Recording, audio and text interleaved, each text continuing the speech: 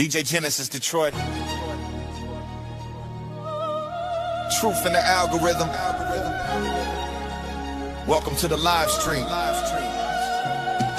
Yo, live stream junkie with the mic turned on, breaking down the matrix while the lights stay on. Politics, religion, yeah, we question every claim, while the media playing narratives and shifting every frame. Ancestors speaking through the wisdom of Ifa. Cosmic knowledge shining like a distant star. From Detroit to the world on a digital stage, dropping truth bombs every time I hit the page. Welcome to the channel where the truth get deployed. DJ Genesis live from Detroit. Breaking down the system, every lie gets destroyed. Tap in, subscribe, you rocking with the voice. Welcome to the channel. Where the truth get deployed. DJ Genesis live from Detroit. Breaking down the system, every lie gets destroyed. Tap in, subscribe, you rocking with the voice. Debates on fire, got the comments going crazy. Asking questions that the system can't face me. From ancient civilizations to the modern day lies, connecting dots that they hide from the public eye. Knowledge of self, yeah, the ancestors guide. When the full moon rising for the spiritual tide. This the place where the truth gets exposed. Every live stream, another chapter unfolds. Welcome to the channel where the truth get deployed. DJ Genesis live from Detroit. Breaking down the system, every lie gets destroyed. Tap in, subscribe, you rockin' with the voice. DJ Genesis, Detroit. Truth seekers unite, unite, unite, unite.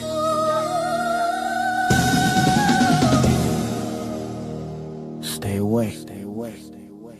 Stay questioning. Darling, let your spirit be free. Don't give up. Keep on pushing through. Now is the time. It's all up to you. Alchemize your energy, my friend. Let your spirit be free. Don't give up. Keep on pushing through. Now is the time. It's all up to you.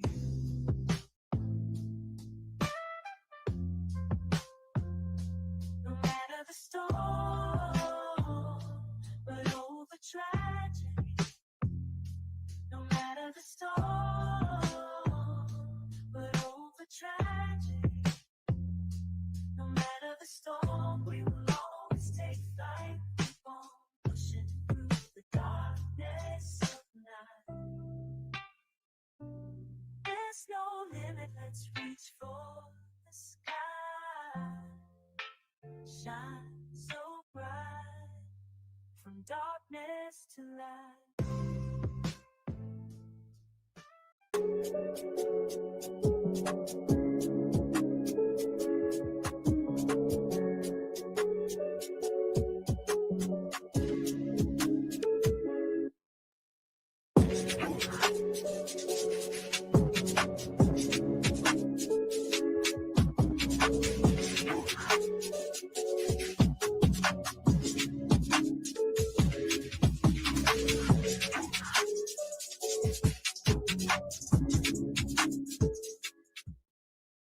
All right, welcome everybody. Welcome. We have our special guest here. His name is the Watcher, and he basically is here to talk about his experience with Jehovah Witnesses church. Before we bring him on, I wanted to show exactly for those that are not aware of this Jehovah Witness church what they believe in. But first, we wanted to say hello to our guest. Hello, Mel. How are you doing? Hello, Watcher. Hello, how are you? Glad to be here. Thanks for having me. Yes. So I wanted to show a quick video just kind of explaining what the church believes in and what they're kind of like the things, and then we're going to get into your time at the church. So let's get into this video. So what do Jehovah's Witnesses actually believe? Jehovah's Witnesses believe there's only one God, Jehovah is his name, and Jesus is only his son and mediator, and so they don't believe in the Trinity. They believe that 144,000 will go to heaven and the rest of humans who survive Armageddon will remain on earth. The only ones who will survive Armageddon are those who believe in Jehovah and Jehovah's Witnesses teachings. The rest of humans will be destroyed or basically eliminated, and that will happen any day now. Once all non-Jehovah's Witnesses are eliminated, Jehovah's Witnesses will take over the planet and convert it to a paradise. And once this happens, God is going to reward them with eternal life, which means that they will grow young again and will never die or get sick. All animals who are now carnivores will be transformed into herbivores. And eventually, when Earth is filled with enough humans, God will take away the sexual desires for them to procreate. Jehovah's Witnesses believe that their interpretation of the Bible is the only accurate one. They refer to it as the truth. This implicitly means that everybody else is incorrect. For this reason, they maintain separation from the world in a very insular society because they believe that any external influence is directly from Satan and may steer them away. They have strict rules and policy regarding the ability to access any critical material to only accepting information from their jw.org website only. Everything else is considered possibly fake news or tainted by Satan's influence. Jehovah's Witnesses marry only other Jehovah's Witnesses, but of course there are exceptions to this rule. And most importantly, which is what impacted me the most, I think Jehovah's Witnesses place their current life on hold, awaiting this paradise that is coming. As most of you know, they don't celebrate Christmas or birthdays, but they don't celebrate holidays except for maybe wedding anniversaries. They are not allowed to vote and do not get involved in any political affiliations. They are anti-LGBTQ and believe that these are choices made out of sinful thinking. They use marking and disfellowshipping to discipline members. The whole group partakes in this, and basically the whole group shuns the individuals. All right. So, those were some of the things that, she kind of, some of the beliefs that she was showing, but I'm sure there's some other beliefs that are questionable, that you would say that people don't even know about. I mean, I've heard of a lot of those beliefs because I've had friends. So those are like the typical kind of understood beliefs. But I'm sure there are other beliefs that are even like more secret that we don't even know about. Yes, there are many different beliefs that they have. The organization is basically ran by a body called the governing body. It's usually around 8 men who reside primarily in New York State, but lately they've been trying to spread them out throughout the world. I don't usually use the word cult to describe Jehovah's Witnesses. I still call them a religion with a cult-like style. But as far as my reason for saying cult is because of the way they adhere to the rules of the governing body versus Jesus or Jehovah God as the belief system works. The governing body is the presence for the religion here on earth. So you'll find that whatever mandates or different, they usually call it new light. So let's say, for instance, recently, I became a Jehovah's Witness when I was around 5 years old. So this is early 80s. During that time frame, a woman could not wear a pair of pants to the Kingdom Hall. Recently, they've changed that. A man could not wear a beard, and recently they made this change. Now, we know that the Bible hasn't necessarily changed, but the Jehovah's Witnesses have changed their rules based on the times. Recently, there have been so many different court cases due to a big problem that's happening with um, child AB, we'll call it for YouTube, throughout the world. And so when they face these various court cases, you'll find that they're making changes to try to appease and to appeal to the court system. So the lady in the video that you just showed, her point of interest for number one, she talked about shunning. And shunning is something that is very prevalent amongst Jehovah's Witnesses. In fact, you would say it's a way of controlling individuals, but because even if you become a Jehovah's Witness, I often tell people there's only one way out, and that is through shunning. Because if you want to leave the organization and go back to any practices that they condemn, then they're going to shun you and you won't be able to talk to your family. The reason why this is a controlling mechanism is because now you can't talk to your grandmother, you can't talk to your mother. I know individuals that their mom and dad had passed away and left all their resources, their houses, their finances to the Watchtower, Jehovah's Witnesses, that's what it's called, Watchtower Bible and Tract Society. They left everything to them and didn't even call their child to say, hey, I have a terminal illness and I might not be living long. So any individual that wants to leave the organization is going to think twice about that, because now they may not be able to speak to their parents again, or their siblings, loved ones. Those relationships could be gone forever unless the person comes back to the religion. So does the Jehovah Witness religion have its own like bank where these people put their money into, like insurance that they have, like that's through the church, that is tied up with the church, so that they know that if you're not, like, oh, okay, like that that for instance, like if I passed away and I have insurance, my next of kin gets that. Do they have it like sewed up that much where legally they have, it goes to the church immediately? Like, is it That that? could be that could be their individual choice on a family basis. It seemed like you were asking though if Jehovah's Witnesses were their own bank, and if you're asking that, Yes. I was at the headquarters for 10 years. And what I learned at the headquarters, especially with some of the things that I went through, that in many cases they're self-insured or self-funded. So much money is coming in, the organization is worth so much that they basically have their own money and can do anything their heart desires. Yeah. Okay, let me ask you something. Let's go back. Okay, how were you? Did you join the Jehovah Witnesses on your own? Were you born into it? And what age, if you went there, how old was you when you got there? Okay.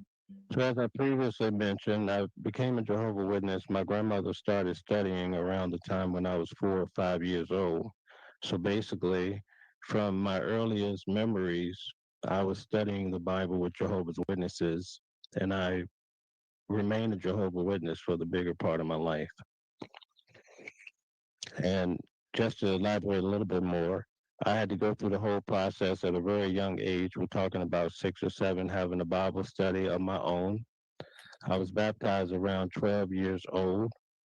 There was a brother in the congregation that went over the questions with me, and that made a determination through the answers, because everything is through a guided cookie cutter format. And so whatever books we were studying at the time, you had to study those books, answer the questions, and then when you showed interest in becoming baptized, an elder or two would sit down with you and go over your questions for baptism. And in my case, there was a brother who went over my questions. His name is Brother Walker.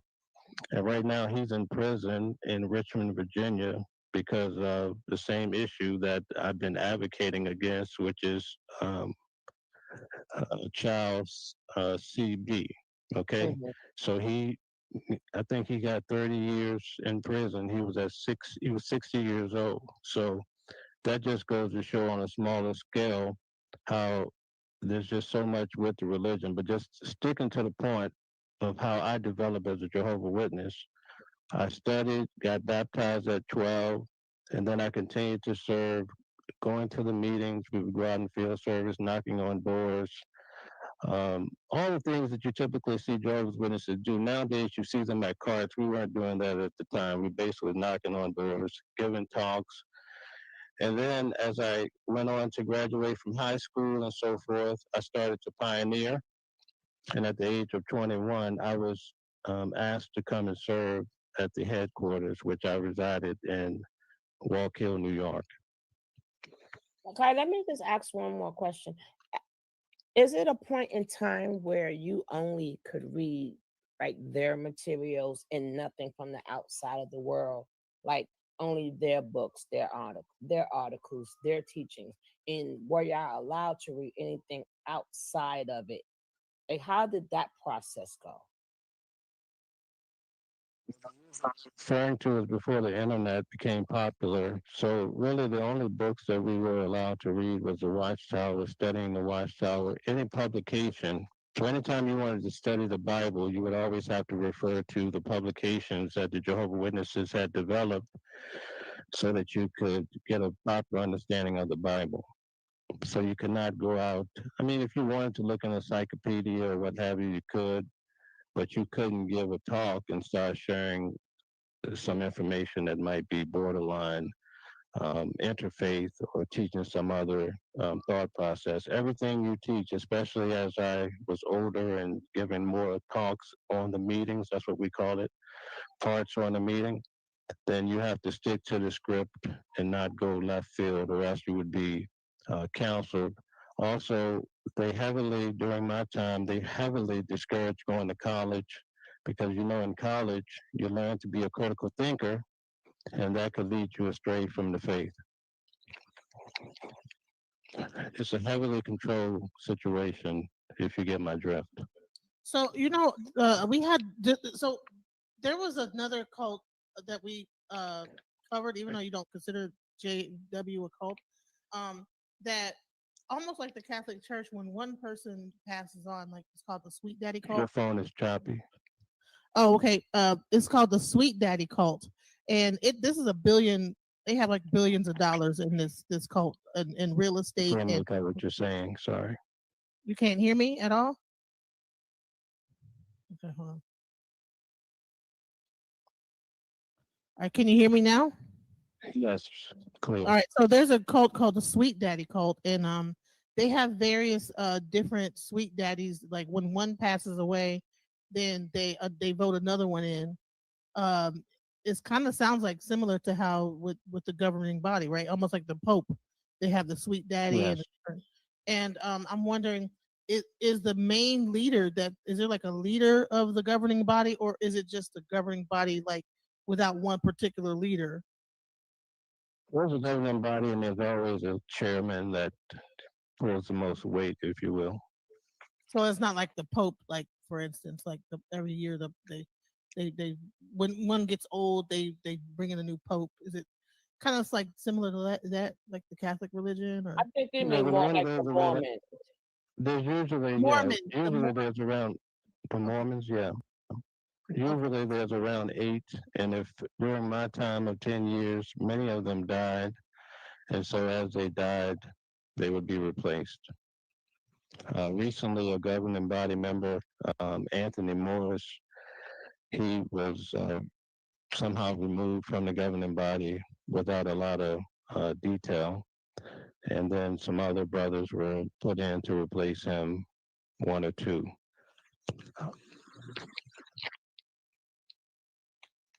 Oh, so okay, so I was just trying to get an idea, if there was like a main person that like determines new laws and new rules. So this is like a corporation, really. Is it structured more like a Well, corporation? it's structured like a corporation, but there's different departments. So you have the 8 brothers, and each of those brothers have their own typical department. So, like one governing body member would be over the teaching committee. So they deal with a lot of the doctrines, and then another governing body member might be over the writing department. And so they all collectively meet every Wednesday to discuss the organization and the direction, and if there's new light, and making new policies. So now, like during my time, most of the average governing body member was around 77 years old. And quite frankly, I used to get up every morning at 7 o'clock to go to what we call morning worship. I did that for 10 years. So I had to be there at 7. We'd have a 15-minute spiritual lesson or worship, and then we would have breakfast. It would be roughly 10 of us at the table. We would have a table head, and I'd say there were about 250 tables at least where I met at. And at that time, there were 3 different locations. So down in Brooklyn, where I served sometime, I was primarily at Walk Hill. And then you also had over the Educational Center over in Patterson. So during that time, a lot of the guys were so old and stuck in their ways, so they kept a lot of the policies that were old fashioned. But now that most of these men who during that time they taught that these men would be alive probably because the end of the world was coming and these men would just go right into heaven to be Christ's brother, well, these men died. So now you have the newer, younger brothers who are becoming governing body members, and they're starting to, um, you know, lack some of the rules and regulations of the organization. Now, I remember at one point in time, I don't know if it's still like that or was it ever like that, but it was spoken as it was racism. Did you ever feel a little racism while in the church? Because they said for certain positions, Black people cannot get certain positions. So, how did you feel about that? Yes. So I'll give you an experience of what happened to me. I've never shared this before. So when I first came to the headquarters, which we call Bethel, so in turn I would be called a Betholite. I was a new Betholite. My grandmother was dying when I came to New York. In fact, she died 2 months after I had arrived. I came in August and she died in November, so a couple months. So when I came, there was a couple of black guys in my congregation where I had was put to serve, Hey, and the wait, I'm brothers were sorry. I'm telling me, sorry. Everybody say your mic is a little bit muffled. Kind of maybe if you step a little back from it, there you go. Maybe it won't be not enough talk. Say something okay, can you hear me? better. Yeah, you were too close. That's all. Yep. Okay, I'm sorry. Okay, so I'll go back. I'll retract this a little bit. So when I came out to serve at the headquarters, my grandmother was dying with cancer, but it was her will for me to come because, and also I wanted to come because at this time I was believing in everything as well. Um, she had cancer it was a very, very tough time. When I came to my congregation, we had a brother who was very old school, white brother. And there was a couple of black guys in my congregation, black brothers.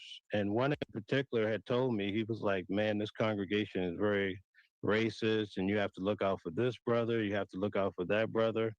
And then as I began to serve, there were other brothers who had been there like 20, 30 years, older black brothers, and they were saying, listen, you have to keep your ears to the floor, nose to the floor. You got to watch your back and be careful and don't do this, don't do that.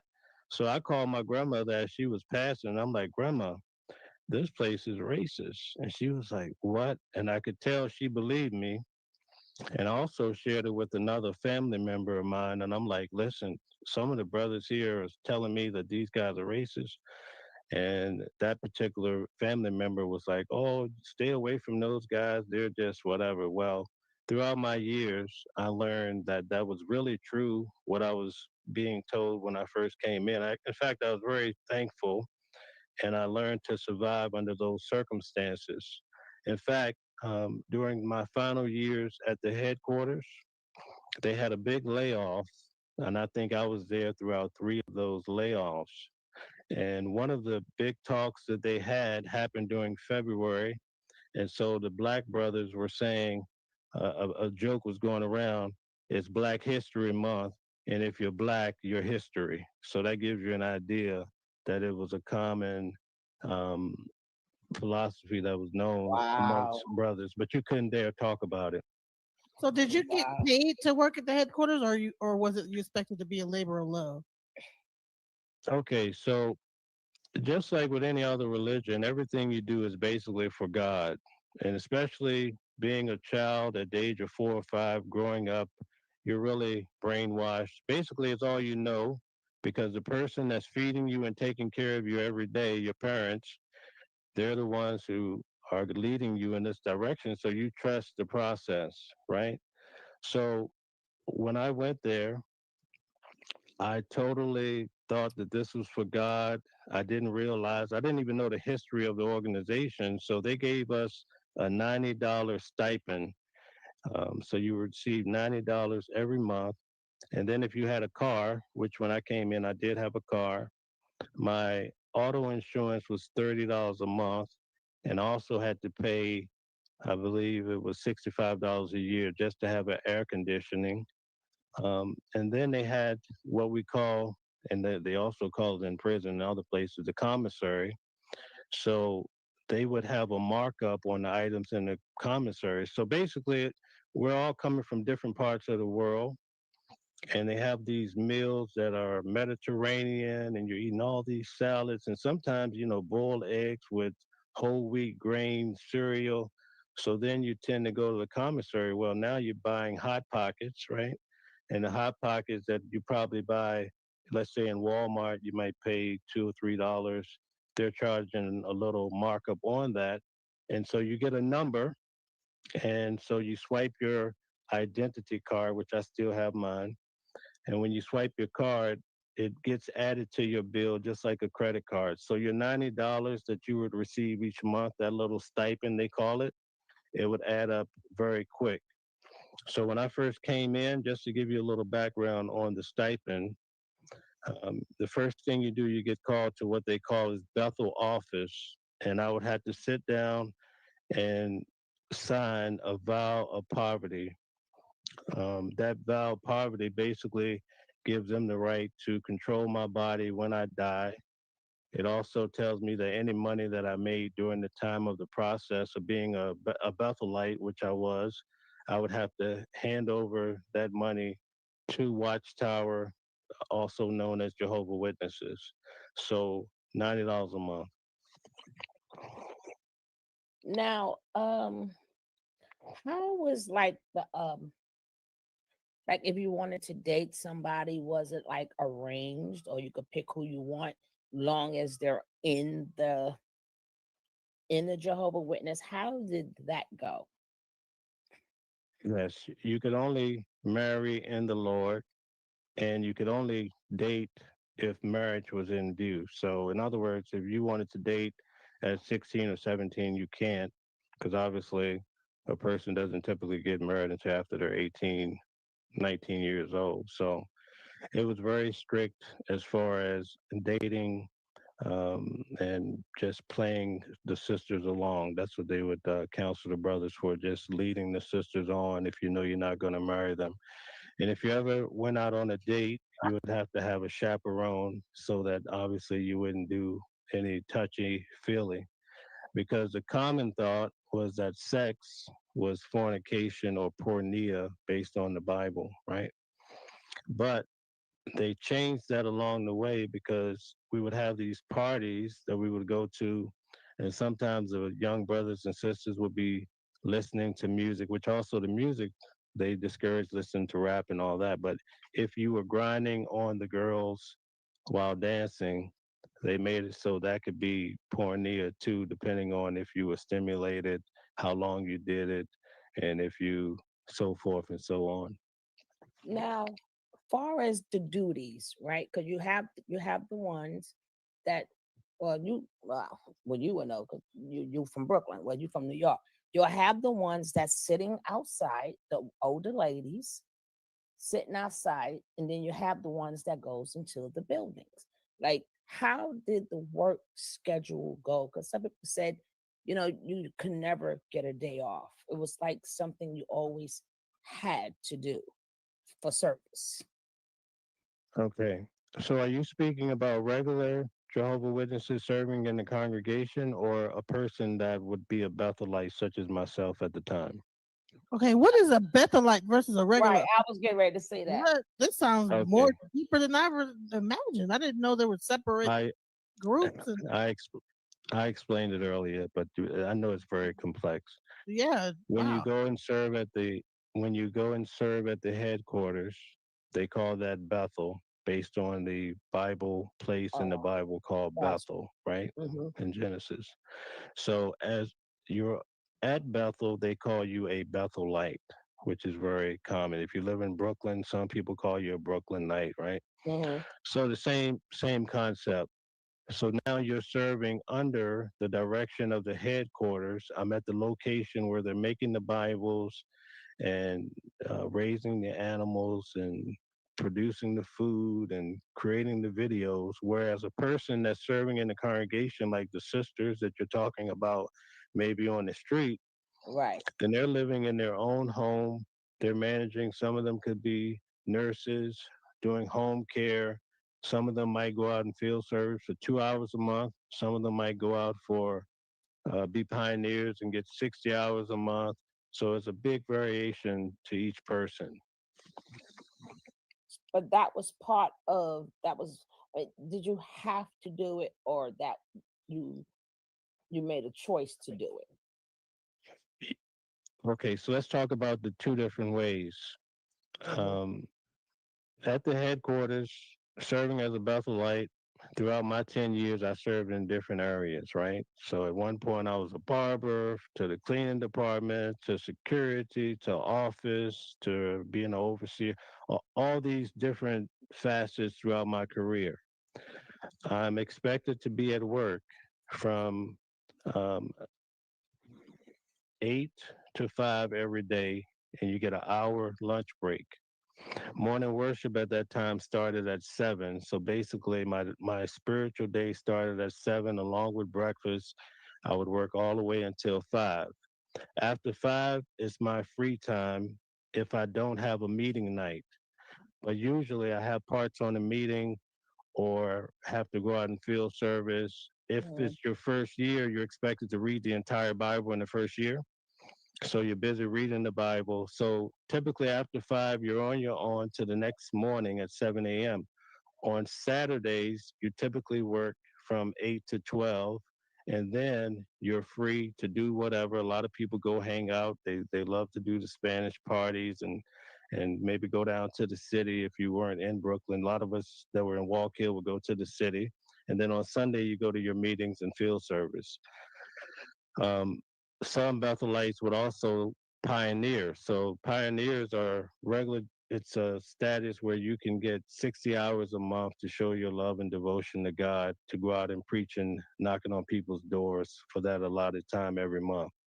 So you have the duality of being a Bethelite and a pioneer some months. I even did that some months when I was really gung ho for it. But the sisters in the congregation typically are the ones that you see out in field service, and a lot of them could be up in their 60s, 70s, and Mhm. you always see them Mhm. out knocking on doors. They're volunteering. They're getting, at that time, they were getting 60 to 80 hours a month. They're spending their own money, their Yep. own time, their own gas. And like I said, they do it because they see God, they don't see man. And no chaperones and no chaperones. I was like, this poor lady is right now. What is the stage on how y'all bringing people? Do they have special people who knows like the doctrine, like how you will them in, and how much time do you spend with the person to see if they want to hear you or go to the next one? How is that process? Your phone cut out, I'm sorry. Can you hear me now? A little bit better. Okay. How is the process when y'all trying to You, bring people? you have to Okay. go out and come back in. All right. DJ, have you heard what I Yeah. said? She's Repeat. saying what's the process of where you're trying to bring people in. Also, I was trying to find out what determines if someone gets to Bethel or not. Like, or is it like just if you're in New York, or do you have to build up to get to this Bethel? Is everybody like striving to become a Bethelite, or Yes, all the young brothers and even some sisters, as they're growing up, being a Bethelite is like the big shot thing for a lot of people growing up. They want to, some people want to be basketball players. They don't let you play sports.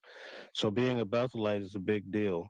In order to become one, you have to put in an application and also become highly recommended by your circuit overseer and your district overseer, as well as the local elders in your congregation. So typically, you would graduate from high school, go out and start pioneering, giving talks, serving in the congregation, doing all these things. And now you're looked upon as being a really great brother. And so then they put the recommendation in for you. And in my case, I received a letter saying, hey, you've been invited to come serve at Watchtower Farms, and I was living in Virginia. I grew up in Virginia. So obviously, we come from all parts of the country and across the world. so were you an older person? Like, do they like make kids go there too, leave their families and go to Bethel, or is it only a certain age group that goes to Bethel? Like once you reach the college level? You have to be 19 to come in. So once I was 19, I was invited on my first application. I did not apply until I was 20 years old. That's kind All of, right. overseer sounds crazy. It sounds like a slave. I feel I'm hearing KRS One, overseer, overseer, overseer. I'm sorry. Officer. I'm No, sorry. I'm I'm sorry. saying, I'm saying when y'all are scouting for new people, what is the process? Do y'all have like a something prepared to say to people, and like, and you would know, okay, I got this person. I don't have that person. Let me move on. Like, is it a certain time limit? Like, what is the procedure to bring people in? Is it a Okay. certain document? Yeah, a script that y'all read? Do y'all have a script? So let me give you an idea. They had what you call the theocratic ministry school. So that was basically instituted for everybody to become very good at preaching, because preaching is what grew the organization. The organization is on a decline now because of a lot of reasons, but during that particular time, you would participate in your theocratic ministry school and you would give talks. So I would do a Bible reading starting off, or let's say a person in their 20s, fresh off the street, someone found them, started preaching to them. They started doing a Bible study. They would start doing a Bible reading, and then you would graduate up to giving bigger parts on the meetings. The sisters would sit down, two sisters on stage at the Kingdom Hall on Thursday night, and they would do a part for 5 minutes where they're basically giving you an idea of how to preach to people in the ministry. It would all be an outline that's put before them. They put together their own talk and they practice and then they perform it at the meeting. So that would get you ready to go out and field service anytime, especially on Saturdays or Sundays. That's the bigger days that Jehovah Witnesses are out preaching, unless the people during the week tend to be pioneers, at least at that time. Then we had the theocratic ministry school, to the point where they give you different outlines and give you different subject matter and teach you what publication we're going to put out this week, and this is what you can say.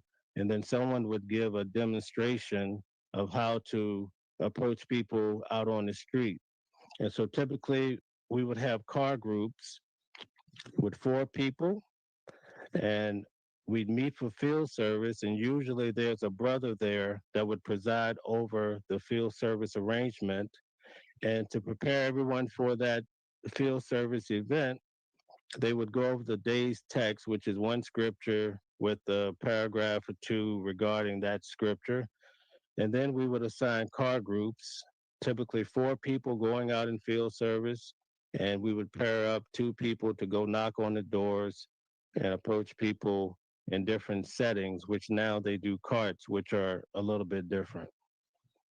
Now, what are the keywords that people would say, like, to make you go, okay, goodbye? Like, how much time is spent there? Like like sometimes somebody said the word like Jesus or something like that. You would know, okay, I don't have this person.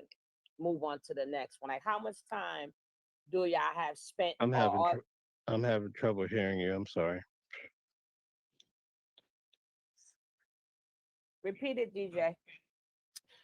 Uh, how much time? Like, if you guys have a specific amount of time, for each person, like spent. Is that what you mean? Like they have to like spend a certain amount of time, and if you know that you're not getting through to them, you got to move on to the next. Is it like a timed thing? Correct.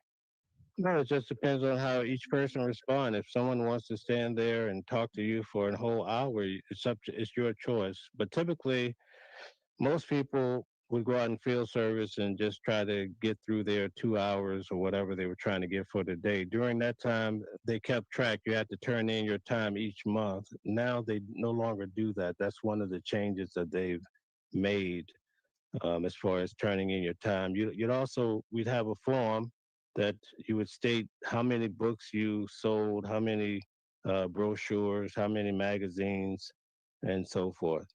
And y'all don't Because get none of remember, that. this was no, you didn't get anything for that. And remember, starting off, this was a printing company. So I'm down in Virginia not realizing that this is a organization, company, um, corporation that's making money. And it took many years for me to go through the ranks and realize that, it wasn't everything that I thought it would be. How high up did you get in the organization? Like, how high up would you say your position was? Just a regular, being at Bethel alone is probably the highest pinnacle that most people would try to claim or get to. And while I was there, I was able to oversee a few departments that I worked with, various guys from all over the country. So that's crazy. They got people, even you know, even with people like what's his name that not Tavis Smiley. What's that big pastor that said he got swallowed up? Like even they get TD TD paid. Jakes. Jakes.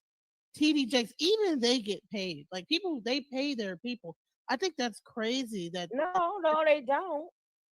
well, I know they when I was gonna be hired to do UX for them, they was gonna pay me a salary, but I was not a a church member, so maybe that's Yeah, that's different. So, at what point in time after the racism, at what point in time did you start seeing things that made you feel uncomfortable?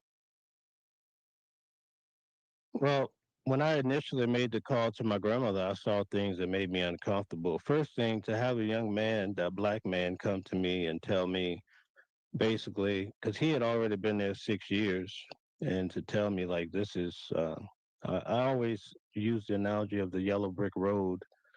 You get to the head, the top, and then you realize that it's just some little guy there when the dog pulls down the curtain.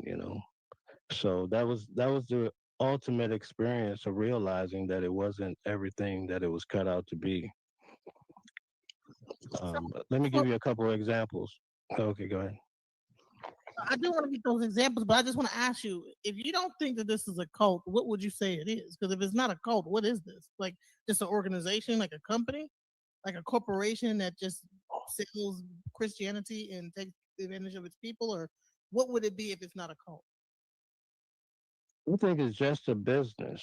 From my experience, I see a business, and like I said, I went through various situations that I learned that they operate as a business. They call themselves a religion. A lot of ex Jehovah Witnesses, such as myself, call them a cult. Um, a cult is usually looked at as an unorthodox religion, which they fall into that category. But what I'm saying is, I just don't, because I'm trying to appeal to people. I want to have the dialogue. And usually, when you throw out the word cult at people, you lose them instantly because they think you're off the deep end. Oh, not over So here. Not I over here. Not over here. okay, but this video might be seen by many someday, and I want people who are struggling Exactly. Right. to Hmm. leave. I want them to take me seriously and see that I'm not just some guy here trying to spew evil about Jehovah's Witnesses. In fact, I think Jehovah's Witnesses, the majority of the people are good people trying to serve God. It's just that they don't realize that the religion is more than meets the eye. Oh, all right. Can you get back into the uncomfortable when you started the more examples of how you was feeling when you started to feel uncomfortable when you started to like wanting to get up out of there? Because the people, may want to hear that. Well, I'll put it to you this way because I'm trying to be critical of myself as well. I knew these things and I continued to stay there another 10 years. So I have to be balanced and be real with my view. But remember, I'm coming to a place that I think that I'm doing this for God and that God is looking at me and very happy of my activity and so forth and so on. So that played a big part so that when I saw things happening, here's an example. The black brother who had the racism talk going on, his overseer was in my congregation too. He was an elder. And what he would do, he hated him so much. He would have him go out in the pasture and dig a hole. So you imagine today it was maybe what here in New York it was hot today, and he'll have you out there digging a hole, and in your mind, what are you to think, right? That's a strong statement. Another guy that I knew named Damon, this same brother was on his case so bad that he left Bethel and went and joined the army. So things like that really shook me hard because I'm like, wow. While I was there, several guys committed suicide. So I'm like, well, maybe I shouldn't have said that on the channel. I'm sorry. So that happened. Um, not knowing all the details behind it, but there was just so much. There's a big division over the white because you have more white brothers who are presiding and running the organization. Think about it. With the governing body, you have 8 members, and only to this day, there's only one token black brother. And this is what 2024. That gives you an idea of what Bethel actually looked like. So then the brothers that are there that are black and maybe dealing with a situation like this is what I learned in my situation in my hall, my Kingdom Hall. I had a problem with a brother yelling too much. He was a preside overseer for a very long time, and he was just roughhousing guys, just run your head into the wall, and nobody would challenge him except me. In fact, let me give you an example. When my mother died, previous to that, I was going back and forth to Virginia from New York every weekend, trying to stay in my assignment and taking care of her, and so much going on. And when my mother died, I had to call to tell him, listen, because I needed more time. And I said, hey, my mom died. He says, oh, what a relief. All that going back and forth to Virginia. I mean, he cut me deep. And so he was removed based on those actions and others. But it's the mentality behind these guys to where if you would go and report one of them to, let's say, brother Tom, he would, by the time you leave his office, right, he's calling the brother you complained about to say, hey, you have this guy in your hall or this guy that sits at your table, because you have different brothers that would be responsible for your life. You have your table head. That's the guy that I said you go to morning worship, you sit at his table. All right. So he's reporting whether you're on time, if you're paying attention at breakfast. Then you have your congregation overseer, because after your first year, you're like on probation. So your first year, they get a report from all of these guys to make a determination if you can stay longer. And I had various roommates that didn't make it, it didn't even get to make the cut, because some of the guys that were coming out, let's say from California, were on the lovemenow.com sites. And we had some guys on calling 1-800, freak me now type of deal. So you get all sorts of different guys coming in. But the masses of Jehovah's Witnesses would never even believe that this would happen at the what they would call the house of God, Bethel. Let me ask you, how was the discipline there? Was there discipline? Was there any discipline that contained abuse? What was the discipline? That's all I heard.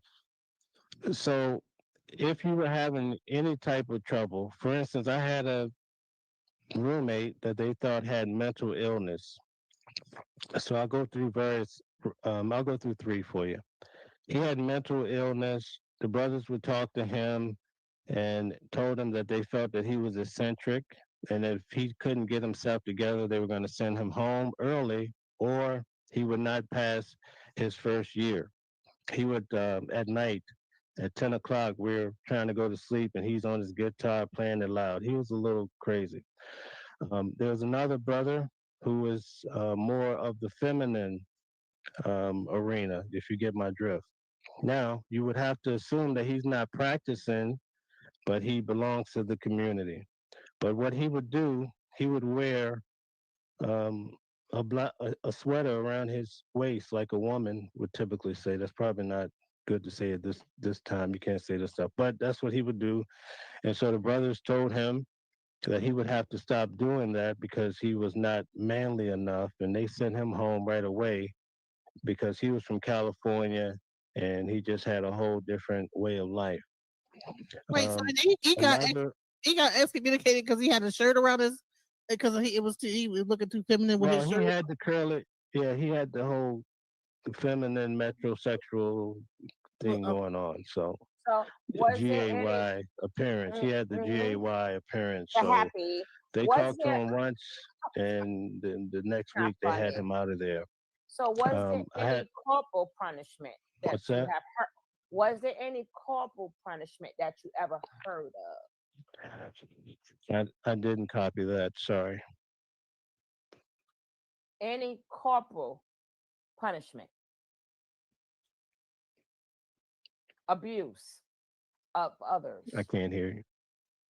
If you DJ, repeat it. Did you guys have any corporal punishment, like where people were beating on each other, like a hazing or No. anything like that? No. There were some instances that happened. For instance, there were roommates that would get to fighting sometimes, so they would be disciplined depending upon how bad it got. We had a special talk one time because the brothers were going to what they call mosh pits, and some guys were jumping off the stage and broke his arm. So they immediately kick you out for that type of stuff. And like I said, depending on whether you're black and from Chicago, like the guys who came from Chicago were really different. You know, we had some of these guys who came out of Chicago who would walk down the hallway. Now, think about it. You have little white old sisters in their 70s, barely walking with a cane.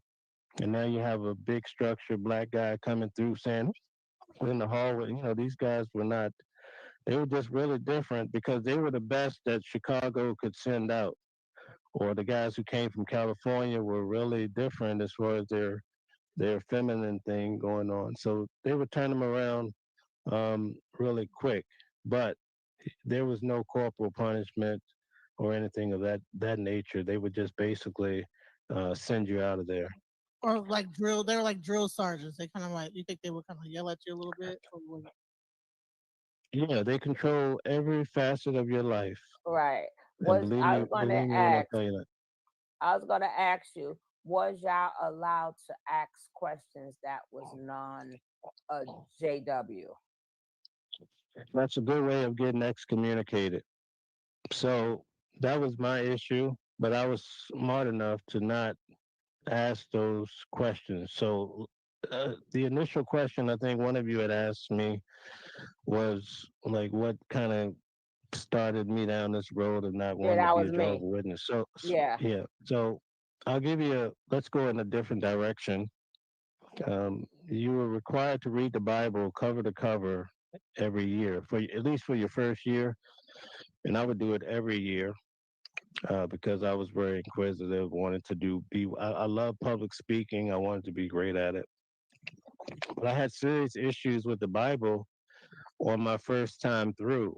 Before I came to Bethel, I was basically reading the Watchtower. I wasn't really reading the Bible cover to cover. So if I had a part, and the part said it was about Genesis 1, chapters 1 through 3, then that's what I focused on. But I wasn't going cover to cover.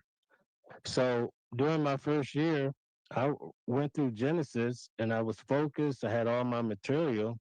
And then I started to see in Genesis where it's saying that the plants and the vegetation, the fruit trees were on day 4. And then you had the sun and moon being created on day 5. So with photosynthesis, I'm like, well, how do you have fruit trees being developed before the sun and the moon was even created? So I started to see where Abraham lied about his wife, and then I looked at the about his wife being a sister. I looked it up, and I'm having to give a talk about it. I read an article where it says it's okay to lie. It depends on whether the person has the right to know. So Mm-hmm. there were so many different things. Then I got into Noah's Ark, and I started doing research. And could this have really happened? So I started to take issues with the Bible itself, hold but on. I easily rationalized my way through it. back up. You said that where you read that where it's okay to lie, it just doesn't. It matters if a person has a right to know. What? Yeah. Where you That's be? that's in DJ? their publications. Mm-hmm. So I read that. I think in the Insight book, and I said, "What? So you can lie?" And so then there was another article that I read. This is now after I've been there 7 or 8 years. I was working on a part because a brother that I knew in my congregation, he had this sister that he knew really well that lived in Brooklyn, and she worked at the courthouse. And she told me on a Saturday night, I'll never forget. She says, "Hey, do you know these two guys?" I says, "Yeah, I see them conducting morning worship." She says, "They bribe the judges." I says, "What?" Mm. She says, "Yeah, they bribe the judges all the time." And then they came out with an article about bribery.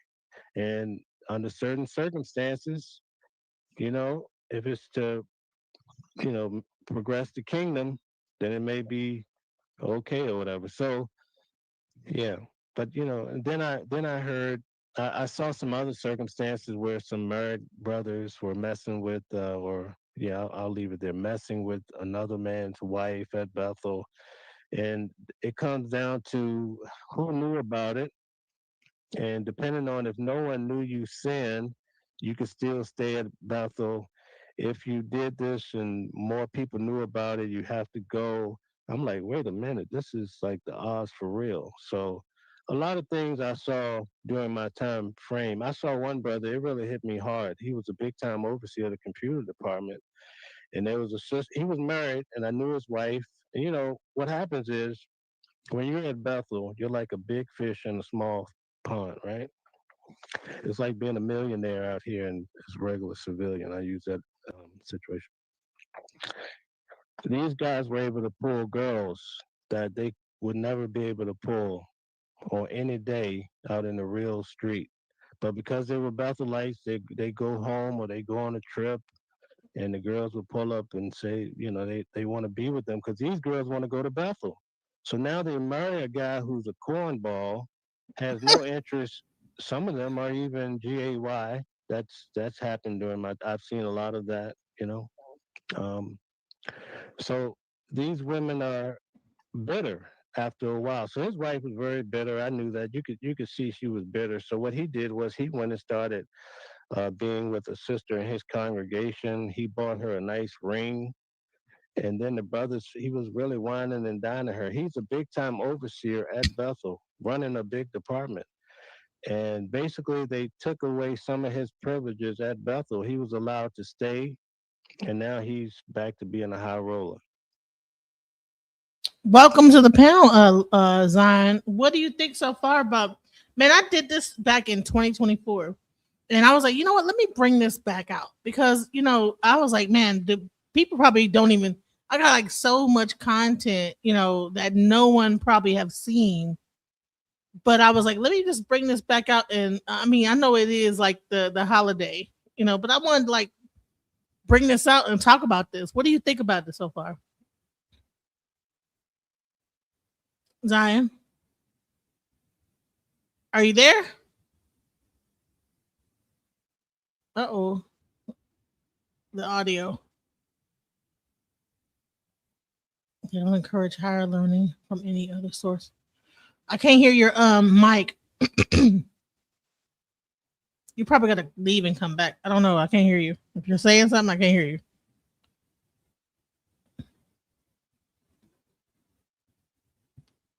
All right, so let's keep going. I think that Mike's that Zion's mic is going bad, but yeah. So I was like, man, people probably don't even know I did this interview. So let's go. So it's real tricky. How were the women treated? Was it set up as a patriarchal system? Hey, can you hear me? Yeah, women take. Can it say something, Zion? I don't know what's going on with your mic. Hold on, let me see. Mic settings. I don't know. Your volume's up. I can't hear you for some reason. Now I can hear you. Go ahead. Say something.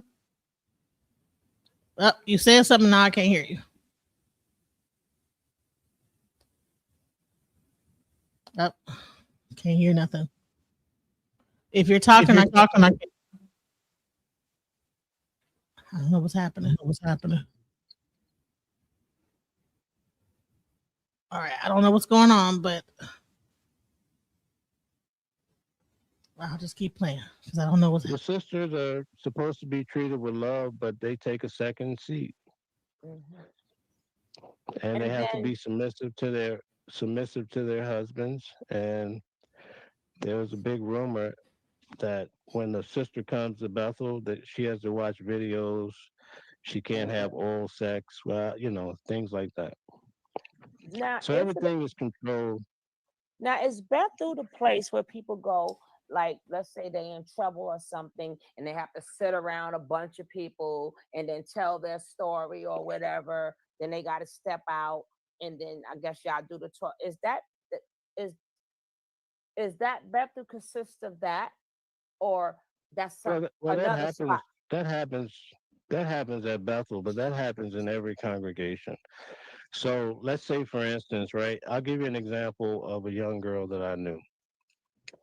She was in high school, maybe 16 or 17 years old. She went to school and she had SE regular just with the kid at school. Because she did that, she had to go and sit before three guys in the Mm-hmm. congregation, three elders. They called that a judicial committee. And throughout all the congregations throughout the world, this is the format. So if you do something that's wrong, you have to go and confess your sins. They just recently changed that. They make it a lot harder now for a person to be disfellowship, is what they call it. In other religions, they typically call it being excommunicated. But during that meeting, you have these old men, right, sitting there questioning a young girl that's 15, 16, and asking her details Yeah. about did the guy do this to her, and all these things. So that's why now you see all of these cases throughout the organization where actually there's elders in the congregation who have done atrocious things to the Mhm. young people in the flock. Mm. But that it's that committee, judicial committee that's formed, and they render a judgment on the people in the congregation. Did you hear? So investing out the blue says no. They only have to be submissive if the husband is in the faith. Otherwise, she can go to another man and learn and even combat her husband's information, even when they are wrong. So is that something they teach as well in Jehovah Witness? Yes, that's correct. So that's to try to Yeah, I break mean, up that marriage. basically, women have to. And I couldn't hear everything you said. Can you just say that one more time? It sounds like they if you're not married to another Jehovah Witness, that they don't mind breaking up that marriage because if you're going to be combating your Oh, husband, yeah. oh yeah, they're really big on being evenly yoked, and usually um, divorce is frowned upon, but based on the circumstances. I mean, listen, it works like that in the regular churches. These Yeah. pastors or these elders in the congregation, they pretty much control your wife. And sometimes I've seen some guys who really like the female and they maneuver to get the guy out of the picture. And that's why you had in one congregation, I think in Philadelphia, in Pennsylvania, where the guy went into the Kingdom Hall and shot the guy because he saw the big picture, and they told him they disfellowshipped the husband. Now he can't talk to his wife. They demonized the guy. Now he can't talk to his kids. They controlling the whole narrative, and then he goes in there shooting up the place. And you just think that there's some guy that just went and shot up a hall. You don't get to hear the backstory, all the manipulation. Now, I would like to get into the shunning, right? Because I think on that behalf, that's why people may well call you guys a cult because that's one of the techniques that they use.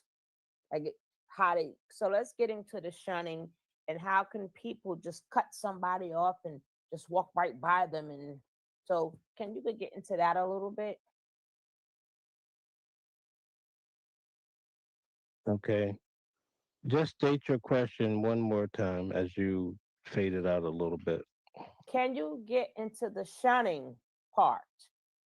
And how could somebody just disown you just like that and with no feelings or emotions? Okay. I, okay, I got you. All right. So this is very deep, and I'll try to break it down to you as best as possible. But there's various factors going on here. Number one, you have people that are being controlled, and this is their way of controlling you is by if you mess up and do any of these things, you're no longer being able to talk to your family. But on the flip side of that, you have your family members or regular Jehovah Witnesses, they're being basically brainwashed. They take an idea, they swallow it whole, and then they're willing to die for it.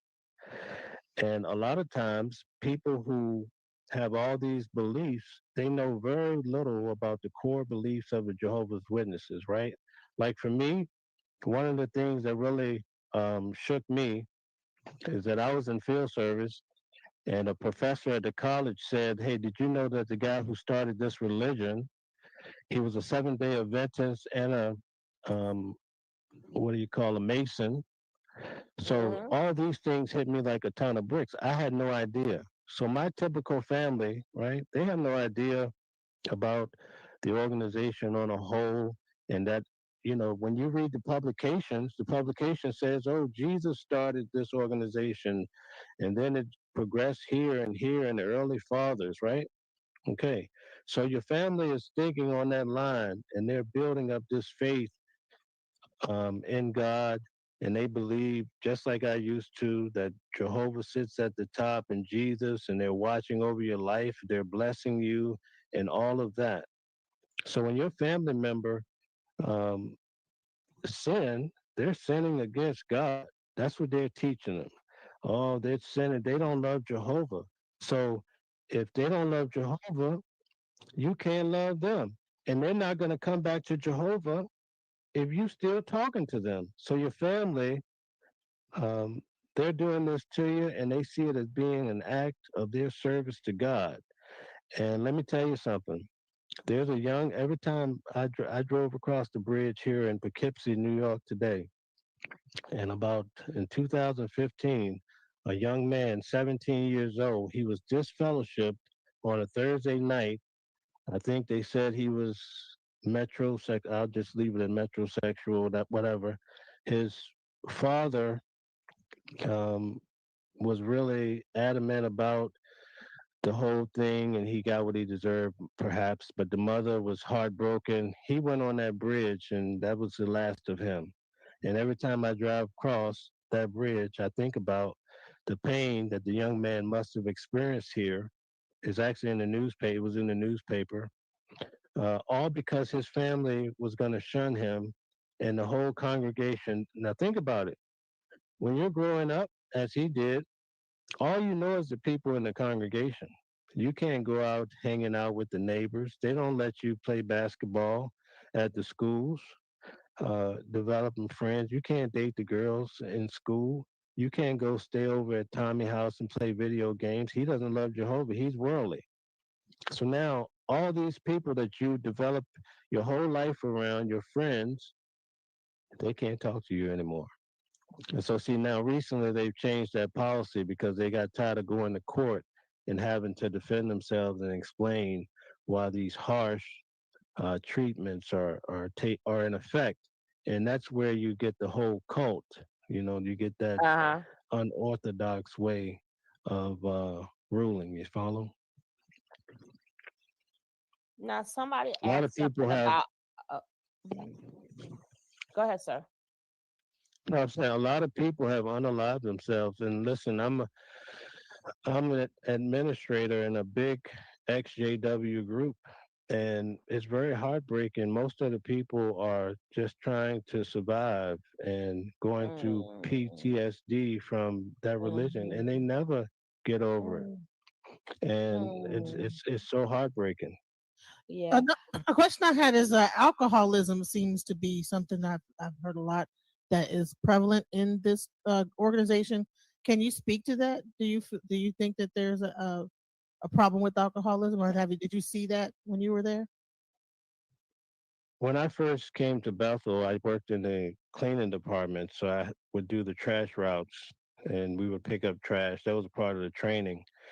And so the way it works is we have this thing called seniority. So if a guy had 40 years at Bethel, he probably had another 5 of pioneering before he came. So he has 45 years. So that's how you get to stay in a nicer building. So now, whereas when I came in, I had it was 3 of us in a room. Um, and in the building, there's probably 1,000 rooms with a community bathroom on each floor, maybe 2 community bathrooms on each floor. So basically, we're just being herded like cattle, right? But if you had a lot of seniority, then you could have a nice room, 2 bedrooms with a bathroom in your room. So all of the people who had been there a long time had a lot of seniority. They would have those buildings. And in those buildings, when we would do the trash run on Monday morning, there would be so much alcohol that you would think that a herd of cattle drunk it all. It was just that much alcohol. So if you, on my channel, Watching the World, I did a video, and it may have had some effect with the organization, I'm not sure. But the governing body member that was recently resigned, he's on one of my videos. We show him in a local over here in, I believe, Warwick, New York. He's at the liquor store buying so much alcohol. It's on video, and he's one of the top dogs in that religion. So that created a big spark online in the XJW community, showing that alcoholism and buying. Why do you need all this alcohol for? So, and that's actually the guy who left. Now, And one so thing with the young guy, go ahead. with the elderly people, I right? can't hear you still. Now, because I don't know if it's still the same way, but let's say somebody needed blood or something, y'all were not allowed to get blood from anybody. Like, how did that process go when people were sick and they really needed help, but y'all were not allowed to do certain things? Right. In the Bible, it says to abstain from blood. They use the scripture, abstain from blood. So it's very complex to where you cannot have a blood transfusion. In fact, all Jehovah Witnesses who are baptized would have a healthcare proxy and carry a no blood card. So in the event of an accident, you could present, or they could find your card and know that you would not take blood. If you go back to the 80s, there was an article, or actually a whole watchtower put out, and I saw it as a child, where all these young people that died because they Mm, refused to have a blood transfusion. mm, So myself, I was touched deeply by this subject because my mother had breast cancer. mm, After my grandmother passed, my mother got breast cancer 2 years after that. mm. And she basically needed a blood transfusion. She couldn't have it. Because I was a Betholite, I had Brooklyn, I had the legal department involved. It was messy, but my mother died, and Oh, one of the big factors of that was not having oh, a blood transfusion. So for me, it's a mm, very sore spot. I'm sorry to hear that. Mm, hmm Wow. So I'm an advocate for various reasons. So with all that, so with all these rules, with all that alcoholism going on, um, like how did they stop a lot of, like, I mean, there had to been, because drinking kind of begets some types of behavior. You understand? Like, if you get too drunk, you might start doing things that would get you shunned. So was there like a group of people that would like kind of hide things so that people didn't find out to get shunned, or like how was they able to get that drunk and not do stuff that get you shunned? For the most part, what I learned being at the headquarters is that a lot of people have dark secrets and they have a lot of things that they're hiding. And so typically the people would be disfellowship because they were caught.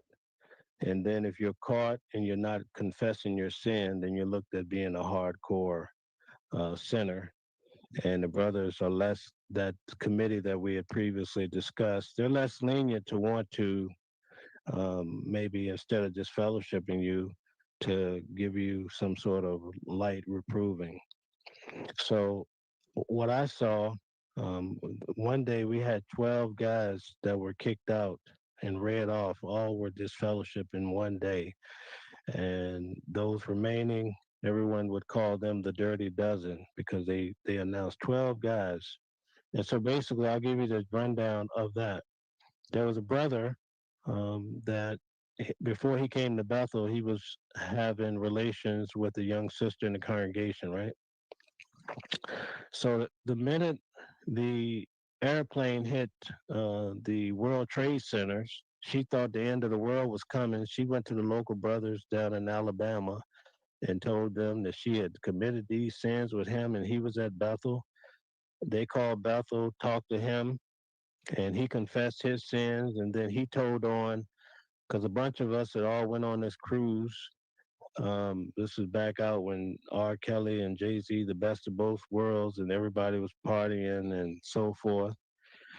So a lot of people went on a cruise together, and a lot of alcoholism happened. And this brother was involved. He was there, and he went back and told on everybody, and they started pulling everybody in. And this brother started saying he slept with this girl, and this one got drunk. And then they found out a lot of the Bethelites were going to this strip club in Newburgh called Pleasure Island and sleeping with the strippers. So they knocked out 12 in one day, and then they came back 2 days later and knocked out another 5. And then in Brooklyn, they knocked out, when I say knocked out, they disfellowshipped a host of like 15 guys in Brooklyn. So it spread like wildfire that basically all these guys were pretending to be holy, but at night they were getting turned up. So that gives you an idea that we're all humans. What's that? I said all this gossiping and telling on each other, and that's gossiping. Yeah. Almost like, but hold on. Well, let me finish what I was saying. Hold on. I was saying all this gossiping and going back. Oh, he did this. It just creates a backbiting thing where you can't trust nobody. How do they keep members in the church if they're disfellowshipping everybody and everybody's backbiting each other? And like at some point it seems like it just creates an environment of just people just you can't trust a hostile environment. How you're taught to tell on others. Yeah, that's what they supposed to do. Though. Yeah, you're supposed to report anything. If you don't report it, exactly, you get in trouble too. Okay, what I wanted to ask was how were the children treated, and at any point in time where they're separated from their parents? Well, the children are treated kindly for the most part. I think they're treated the way children should be treated, but there are deviant men and also women who prey on the children. So people who prey on children have a way of trying to get the children away from the parents. And so that's why the elders who are in high position would say, hey, I'm going to work with your child in field service. Mm-hmm. And then they start grooming the child. And next thing you know, you have these weird relationships like where Michael Jackson's having these kids over to his house. But, there's a bit of respect and honor and trust that comes. It's kind of like when Madoff took the money from the church people, they trusted him, right? This is the guy who tells you about God and the kingdom and he loves you, right? So that's how they get these children away from their parents and these atrocious things happen. So that's why they have these huge court cases now where they're paying millions of dollars for these elders who were doing disgusting things. Yeah. It's still happening, by the way. You had a few celebrity people that was in your organization. Did they get special treatment like Scientology? You know how Scientology, like they kind of had to bring them up to the ranks to get more money out of them and stuff like that, and they became higher ups? Did like celebrities become like really important in the organization? The ones that were Yeah. celebrities? So right. So as you know, Michael Jackson had a background with Jehovah's Witnesses, but I was able to meet Prince, and in my own personal experience with Prince, I realized ultimately, and I really, it's heartbreaking. I began to understand why he came to his demise when it came to these the overdose. Right? I don't know if I could Alleged. say that on here. Alleged. Yeah. Alleged overdose, but he had a serious health problem with his double hips, Okay. and the blood Like, factor was a big factor in the surgery that he needed.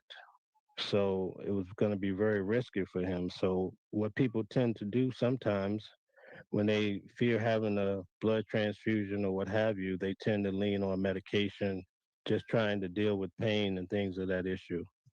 So, but when it came to Prince, a lot of exceptions were made as far as his garb and things of that sort when he visited Bethel. I saw for myself because of who he was. Any other brother visiting would have been asked to change his attire. Do you think that happened with Michael Jackson too? Because he was on painkillers as well. So because and he Well, had he was far limitations from all removed. the and stuff he was doing, right? M- Michael Jackson was far removed from the Jehovah Witnesses, but I think he still, throughout his course, this is how it works in all of these churches and religions. If you're tithing and you're giving a lot of money, people look the other way. And so that's what it basically boils down to. But let's see, Serena Williams, um, what's this other guy that plays? I think he plays on Empire. I can't think of his name. He's coming up with all these video. What is it? Terrence Howard? Yeah, Terrence Howard. There's a lot of people that um, Tiffany Haddish, the girl on the View. A lot of them were ex Jehovah Witnesses. wow. Biggie, Jay Z, all these guys were on the theocratic ministry school. So you just have to wonder, did they have some influence with their way of delivery and their flowing or whatever from their background of, being a Jehovah Witness? Because it's very intense. It's a great program. I think it's awesome as a kid to be up there, just able to learn how to present yourself on stage and whatnot. Do so the people that got disfellowshipped when that whole spread happened when they disfellowshipped a whole bunch of people. So you're in Bethel or you came from Virginia. Did they just say you're disfellowshipped and you're out on the street, or did they like fly you back home, or is it just like Oh, yeah, right. kicked out the front door? So they get you to the nearest airport, or if you have your car, they help you pack it. And at that point, when your verdict is rendered, and I used to work in the department where we would take care of these matters. So I would be the go-to guy to get people out. So immediately we would start to assemble all of their stuff. There would be two elders that would escort them at all times, just like most companies do, though. It runs like a corporation, and they would get you to your car, and you can't come back on the premises. They'd finish out your books if you owed money or if you had some money due. Most brothers didn't have cars. You're getting $90 a month. A lot of them came in at 19. Hmm. So, So they take them to the airport and then what? Like, do they give them a ticket or they just take them to the airport? well, give them some sort of probably. I don't know how that part worked because that didn't happen to me. But I take it if the guy didn't have money, they want him out of there and they're going to send him back home to wherever he came from. And maybe they'll have a congregation balance out that last ticket, or maybe they just write it off and, chalk it up to the game. I'm not sure. But they actually, when they're charging you out, they have you stop by a area that says, "Oh, you owe this money, this money to us, so you can pay that off Oh, before you yeah. leave." Oh, yeah. You have to balance out. They listen, they have, I'll never forget one of the guys who allegedly was doing the bribing. when he died, him and the other brother, they owned so many properties down in Brooklyn because they were wheelers and dealers. These guys Mm-hmm. were old school, right? But um, from what I heard the guy say on a television program, he said Watchtower came in number 2 on the list of corporations who made the most money. That's how much money Jehovah's Witnesses were making. Behind the And this brother Mormons. said, right. So the brother said to the reporter, he says, but we have free labor. So actually, we're number 1. So you see what I'm saying? In the background, you think you're Said doing a that great deed for God, but ultimately you're doing free labor. Think about it. 10 years, I did 10 years, 45 hours a week. What kind of price tag can you put on that? And in my mind, I was doing it for God. Mm. Wow. And So now think about this. When I was at Walk Hill, we had 3,000 people. Patterson had another 3,000, and Brooklyn had 5,000. That's just one branch here in New York. And then we also had other branches, Kingdom Farm, and all these other little places. And people are coming in on tour buses. They're donating money. You have celebrities donating money, congregation donating money. And it got so bad that even if they changed it up so that when people would pay off their Kingdom Hall, right, because they would give them a loan, charge them interest or whatever, when they pay off the Kingdom Hall, now they want the publishers to donate per publisher. So it's just a money racket. But if you're doing it with God in view, you don't often get a chance to understand and see the nature of how they really operate. so with your heartbreak from after your mother, and how she was treated, was that sort of kind of becoming your breaking point? Dealing with that situation alone was a breaking point, I would say. It was tough because I love my mother dearly. I also love my grandmother. She passed right Right, before right, that. right. But when you stop and think about it, especially I'm a country guy, right? Coming out of Virginia, I don't have any major resources. And the way they operate is if a guy was out playing basketball and he gets hurt, then you got to go back home. I knew a guy who's working in the kitchen and he got bleach in his eye. Within 2 weeks, they're sending him back home. So see your whole life now. What they told you not to go to college, right? So what are these guys Right. going to do? So you're Exactly. basically there, and so that's why they came up with the layoff because so many people were there just because they were afraid to go back. It's like a guy in prison. Some of these guys want to stay in prison because they fear the real world, having to go get a real job and start a family and all these different things. When they had this thing where if you were there 5 years, it's like a silent thing to where you could be there forever. Basically, you were a lifer. So once a person made 5 years, a lot of guys didn't even want to get married because when you get married and you're trying to bring in a wife, now you have to go back through the application process with your potential wife, your Wow. fiance, and you could Uh-huh. be rejected. So a lot of guys says, "Hey, I'm gonna stay here and just be a lifer because I love being here so much, or I fear leaving." And so that was the dilemma that they came up with, and I think that's why they did the layoff. Like, how do you lay off a free worker? You know what I'm saying? It's like a weird thing, right? Right, right, right, right. But it goes to show when you go to the dynamics of Jehovah's Witnesses, in the background, they're investing in major companies.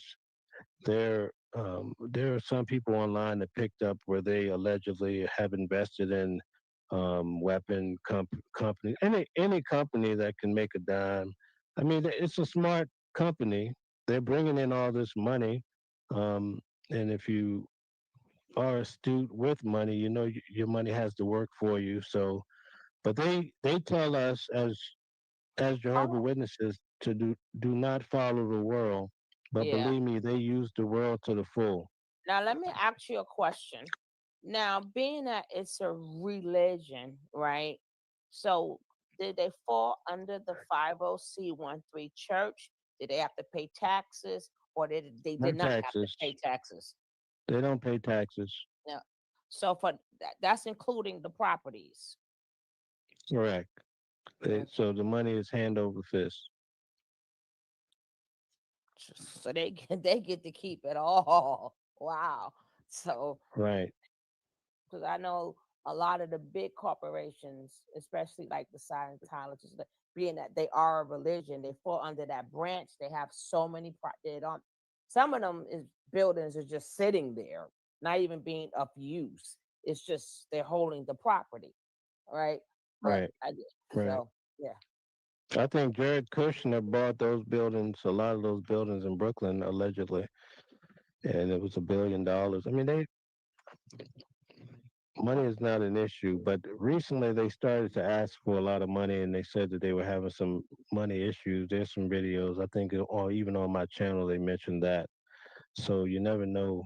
I think it's because of the court cases. One case alone, the girl was awarded 26 million out of California. I think her name is Conti. My last name is Conti. You can look up that case. It's actually on my channel too, where she got that. That's one case where they checked out 26 million. Man, mm, you know what's so crazy? Like I'm. This is really amazing to hear this. 'Cause I never knew it was this intricate of what I just knew that they knocked on doors and tried to give you the. I didn't realize it was this huge of a organization. And Right. I'm wondering, is there a family? You know how you have the Colgate family, you have the Crest, the Hilton family. Is there like a whoever the main person that the started heads, that the heads, I'm talking about the person that created this system where his offspring right? are like in control, like are the chairpersons. I'm not sure if this is even a public company. It probably still Right. is private, so I So don't know. I could No, tell it's you a public. story. A friend of mine was getting kicked out because he was flirting with another man's wife at Bethel. And so he came to see me on his last couple of days. I was kind of his advisor because I was actually going through some situations myself with them because I was in an accident and I was battling with them for care. It was a mess, you know, that happened during my last 3 years. Um, but he was the assistant to one of the highest guys at the of the branch, and he told me, and he had some documentation, and I tried to get him to let me take pictures of it. But he was expressing to me that he was like, "Did you know that it's not Jehovah Witnesses that own this religion?" And I'm like, "What?" And he had the documentation there. I couldn't get it from him, but it opened up my mind. And I'm like, well, that makes sense to why these layoffs are happening, because if you have a guy that's not religious, he's looking at the bottom line. I'm like, why would you? Let me give it to you this way.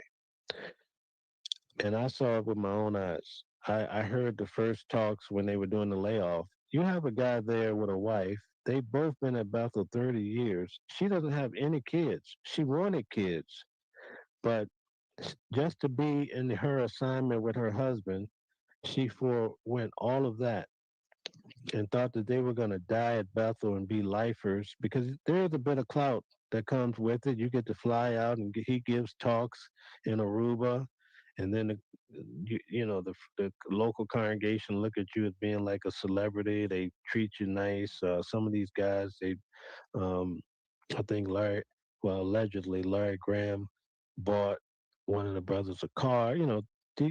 That's alleged, but there's a lot of perks that come with being a Bethelite. So you have this couple been there 30 years, don't have kids, and then all of a sudden you're coming to them and saying, "Hey, you're out of here. You're laid off."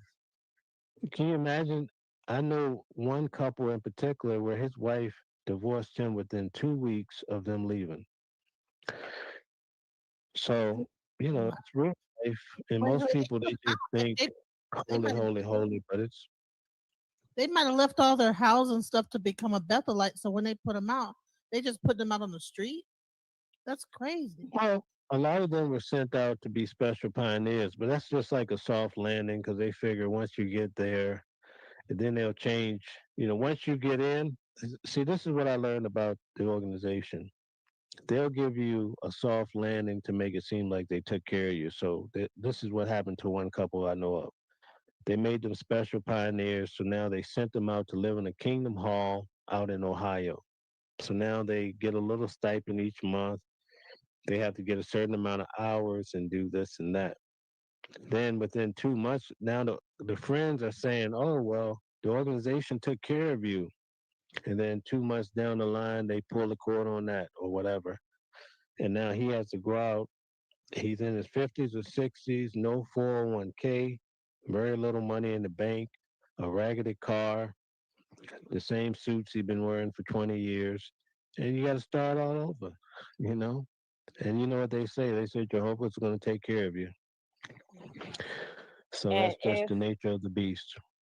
and depending on if you had kids or not before you became a Jehovah Witness, a lot of them shunt their children and they don't know where they at.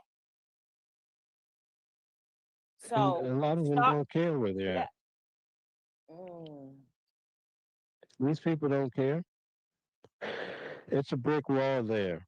Yeah. And like I said, if you turn your back, when a person, it's a strange thing, and I do a lot of time research, and it's a strange thing how this brainwashing works. It's tremendous. It's hard to rethink a lot of things that you've been taught over your life. It's very hard. And that's why even now, I struggle with certain things, such as Christmas. I mean, I celebrate it now, but it's not like you know, I get a weird feeling about it, or a certain type of music. Like we couldn't listen to R. Kelly, obviously, but back when before he got in trouble, you couldn't listen to these popular artists, R. Kelly, Jay-Z. You shouldn't be listening to any of these things or whatever. So even now to this day, just listening to rap sometimes, or I might find myself singing a Jehovah Witness Kingdom melody, because I spent all my life being one. These things are sometimes embedded in your head. You think about, or like even going into a church. I used to get it'd be scary to go into a church for a funeral, you know. So even to this day, to go into a church, you get a weird feeling like, oh, this is false religion. You know what I mean? So a lot of people that I see in the groups that I'm an administrator in, a lot of them are struggling because brainwashing of Jehovah's Witnesses and any other religion is very, very tough. And it's very common. So walk us through. What real quick though, I just pulled it up because we were just talking about the stock market, the business of it all.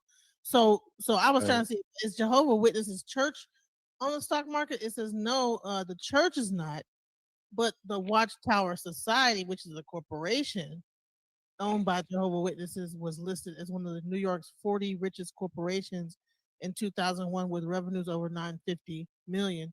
And Watchtower owns the Kingdom Hall, so that's what you got to understand. So that's who I was talking about when the guy says, "Hey, we're number two." Well, no, really, we're number one because we got free labor. So this is who I'm talking about. Yeah, and they have to separate it to get the 501c3 DJ. So the church can't be a corporate. I mean, it's a corporation, but it's tax free. They're religious. So, right. Explain to you. Under the They are a religious order. Yeah. Right. So a religious order. What does that mean? Wait, hold on. Wait a minute. What do you mean religious order? It means it can't It can't make profit. So everything is a donation. No. Right.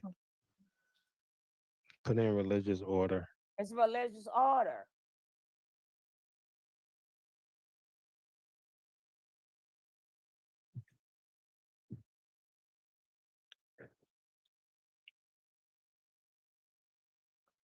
Oh, it's a group of men who live under religious vows. The vows commonly taken are to relinquish all possessions and personal authority, vows of poverty and obedience, and not to engage in vow of chastity. That we're talking about the money part. the money part is what we're talking about. They have to I separate don't that so they think can you get know, tax 501 free everything. no, that's Right. what that's called a 501c3. I'm talking about the business of how they have it structured to where they can get this free labor under the corporation, but then the chairpersons of the watchtower can be secretly running the religious company. Right. You know what I'm saying? I got That's you. the point. I find that I don't know if people are a religious order is a lineage of communities and organizations of people who live in some way set apart from society in accordance to their specific devotion. Hmm. So So yeah, let me just show you here. See here? This Joe, is, you probably can't see it, here but I'll show. this is my Bethel vow of poverty. Here, This is a stop. family vow, and I'll just give you a couple quick points. Number one, to live in the common family lifestyle that's traditionally existed at Bethel. Number two, to volunteer my services to do whatever work I'm assigned to me. Number three, to be submissive to the theocratic arrangement at Bethel. Number four, to devote my full time efforts to Bethel assignments. Number five, to abstain from employment without permission. Number six, to turn over to the common treasury of the local religious organization all income received from any work from any personal efforts in excess of my necessary living expenses unless released from the vow. Number seven, to renounce any claim for more than decent support for the time I am a member of the Bethel family. Number eight, to accept meals, lodging, and expense allowance the same as all other members of the Bethel family, regardless of the level of responsibility or the value of my efforts. And number nine, to abide by the principles that appear in the manual, dwelling together in unity, as the manual may be amended from time to time. And right here, I have 3 copies of that. So that just gives you an idea of Okay, this vow of poverty. that sounds like slave, not a vow of poverty, but a Right. vow of slavery, a vow of slavery. And then you have this is a way for a corporate for stakeholders because if the watchtower is public, a publicly traded organization with over 950 million billion, whatever it is, in money and stocks and whatever, and it has chair people, and then you have these people in this religious that this company owns this nonprofit organization that's a church, and people are working in a church that have taken a vow of this order of chastity, of poverty, or whatever, and everything. It's like a vow of slavery. Then it's almost like it's basically modern, like really modern day slavery. Yes. So I Wow. was a part of that. Wow. Wow. So it's a lot. It's a lot. And You have we're to so be. it's allowed to be happening free labor under the guise of God, and Yeah. worshiping. Wow. So Hmm. you have to ask, where does all the money go, Oh, that's coming. right? Go ahead. And that's the big mystery. Where does all that money go? And like that brother said, it's all free labor. So Do it you makes know you where the think that money goes? there's Well, I can't no, hear her. no, but it. Do you I think says that no. that these people are involved with any kind of politics or like Well, of course. like law? Yeah, I mean, you're never gonna know the inside track of the real deal. But you do know that right now they're taking on a lot of heat throughout the world, so much so that they had to allegedly bring in an outside organization to help them understand and how to make changes to retain more people because they're losing so many people being disfellowship, people just leaving, people not joining anymore. So that's why now you can wear a beard, women can wear Yeah. pants. They're softening that up, and who knows where they're going to take this in the future to try to make it a more day-to-day appealing religion. We're at the part of this live where we invite some people from the audience that have questions to talk. We have a guy Blue that just came up. Sugar, did you drop your link in your chat yet? No, not yet. But go ahead. It's in the private chat. Okay, Blue, you had a question or comment? Well, yeah. One thing, if you can, I would. If I'm not sure if the brother is cool with it, but I'm kind of sharp with the Bible. I know you said you were still helping people come out. I like to get a chance to go over some scriptures with you one day. If you can, get my number for DJ Genesis and give me a call, because Can you just I can you definitely. just give me a quick shot? I mean, maybe take a minute or two if the ladies are okay with it, just to let me hear what you got a little bit. I'm not going to get into it all now, but I just want to see what you got. Oh, you talking about as far as the scriptures? Yeah, what's what's your go-to? Well, one of them is even dealing with dealing with from Michael being Jesus, or Jesus being Michael the archangel. That's one of my that we could deal with. Okay. As far as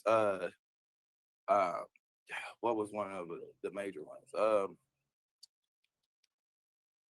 You got me on the spot. Let me think about one. That's okay. All right. That's good enough. I just want to get an idea where you're at with it. That's cool. Yeah. I'm very versed when it comes to that, so I'm ready to go. Just get my number. Okay. Yeah, On my channel, I break down a lot of scriptures where there's mistakes in the Bible and all that type of stuff. So you might like to check it out. I think you would appreciate my angle. Yeah, Blue Okay. used to be he used to be a Hebrew Israelite. A lot of our people that are in our audience are either have had experience with a lot of different religious, cult like organizations or whatever, or are still in cults or maybe whatever. So this is I think it's a place of dialogue. It's a place of dialogue. Is he's an ex? Well, he's still Hebrew. No, But no, I'm not an ex J Dub, but I did study I was in a relationship with somebody, and so I studied all of the material, okay. all of the pamphlets, everything. But you used to be a Hebrew Israelite, though, right? Right. I came out of Christianity. I was a New Testament Israelite. I came out of the New Testament. I became an Old Testament Israelite only, and then I came out of that. I seen idolatry and the whole thing. Okay, Are you in religion, period, or no? You could kind of say I kind of started one. I think basically we in the works of because I think religion is still important whenever you creating a culture. But I think the most important thing about religion or spirituality is that it has to be connected directly to the people, right? Like that's just like when you was talking about Abraham lying lied to the Pharaoh, right? And they told you that was okay for him to lie to the Pharaoh. They weren't necessarily wrong on that. And what you'll see is contradictions, because you'll see things like voodoo being practiced in the Bible, and it's okay when it's done to YHWH, right? The same practice, even when you get down to, I don't know if you read about the and the Thurim, right? The and the Thurim, where the two stone tablets that the priests would have on their chest plate. And when they needed an answer from God, they would roll these stones down, and based on how they light it, which one lit up would give you an answer. Another example of it, right, where they had the law of adultery, right? Remember, they would take the wife to the priest. The priest would make a concoction of a drink, and she would have to drink that drink. Now, if she drunk it and didn't die, that means she didn't commit adultery. But if she drunk it and she died, then she did commit adultery. So you see the same practices that you'll see in other cultures, but it's only okay when it's done to Yahweh. Now, but before we go off, right? Let's ask questions. Let's just finish with the last part of him, and what was the last straw, and when did you leave? Well, it was very complex, and I'll try to give you the short of it. because we've been rolling for a while. Mm-hmm. I was in my work assignment. So all these things are happening and I'm awakening. There's just so much going on. Then they start to change their rules a lot. So for instance, I'll give you a personal touch. I was sitting at morning worship. Remember, we get up in the morning at 7. And the big thing for me, I always wanted to at least have a kid. And, when I was a Jehovah Witness, I lived it to the fullest, right? So I never did engage in activity, intercourse, or what have you. I really lived by the rules. So for me, I'm sitting there like, oh, in this system, because these guys are so old and they said that some of these guys are going to be here when the end comes. I'm like, I'm never going to get married and have a family and I'm going to die a virgin, that type of deal. Weird, just thinking just about life in general. And those guys all died off, you know so now I'm Mm-hmm. like, what in the world, why are these guys dying if the end is supposed to be here already? So it started to get real crazy. They started opening up all these corporations. They created a branch committee and they started to develop the religion as though the religion would continue to go on, and they needed leaders. And so now we see, now look, we're now 15 years down the line, and you see all the big changes, and now they're putting in younger guys who can potentially live much longer because the end hasn't come. And now a lot of people are doubtful about the end of the world and all of that. So all of these things happened throughout my 10 year. But one day they sent me to Brooklyn for an assignment, and I was in a bad car accident, almost killed me. And I needed surgeries, all sorts of, I was really messed up. They wouldn't pay for it. And I'm like, wait a minute. They didn't want to contribute. So ultimately, one of my aunts had to get on the phone calling, like, yo, you don't let my nephew die up there. He gave you guys 7, 8 years already. And my sister came up and she was trying to. So I needed back surgery so bad. And they told me no. And a friend of mine, who was a very close friend of mine, he was in the writing department. He invented the Young People Ask book, and he was working on a lot of the videos. He needed brain surgery, and he was gonna. He I had went out with him previously, him and his wife. He needed stereotactic surgery where they do, for brain surgery in difficult places. They pinpoint the cancer and remove it. It was $100,000. They told him no. He's been in the writing department 30 years. Can you imagine that? You get 30 years and they're not going to pay. They said these are righteous funds. Well, aren't Mm-hmm. these righteous funds supposed to cover Bethelites too? So they were. So they wouldn't pay for my surgeries. And so then the doctor came to me and said, listen, man, your religion has failed you. We don't know what we're going to do with you. It was a mess. So I fought it because there was another case in Brooklyn where this chiropractor sister was getting on a shuttle and she twisted her back and she had to sue the society. And I read that online. So then I'm fighting with the brothers and the governor. They sent the top dogs after me because I was sharp and I was getting all my secular facts together. Legally, I'm online, just really on top of my game, learning my rights. And then I realized, wait, we're in a religious order. You don't have workman's comp. So wait a minute. So then I tell the brothers in the big league guys, I'm like, listen, if you guys are not going to cover us with insurance, why on earth would you let us buy this cheap insurance for our cars driving to the meetings on Thursday nights and Sundays, knowing that we don't have any backing? And then if we do get hurt, you're not going to cover anything.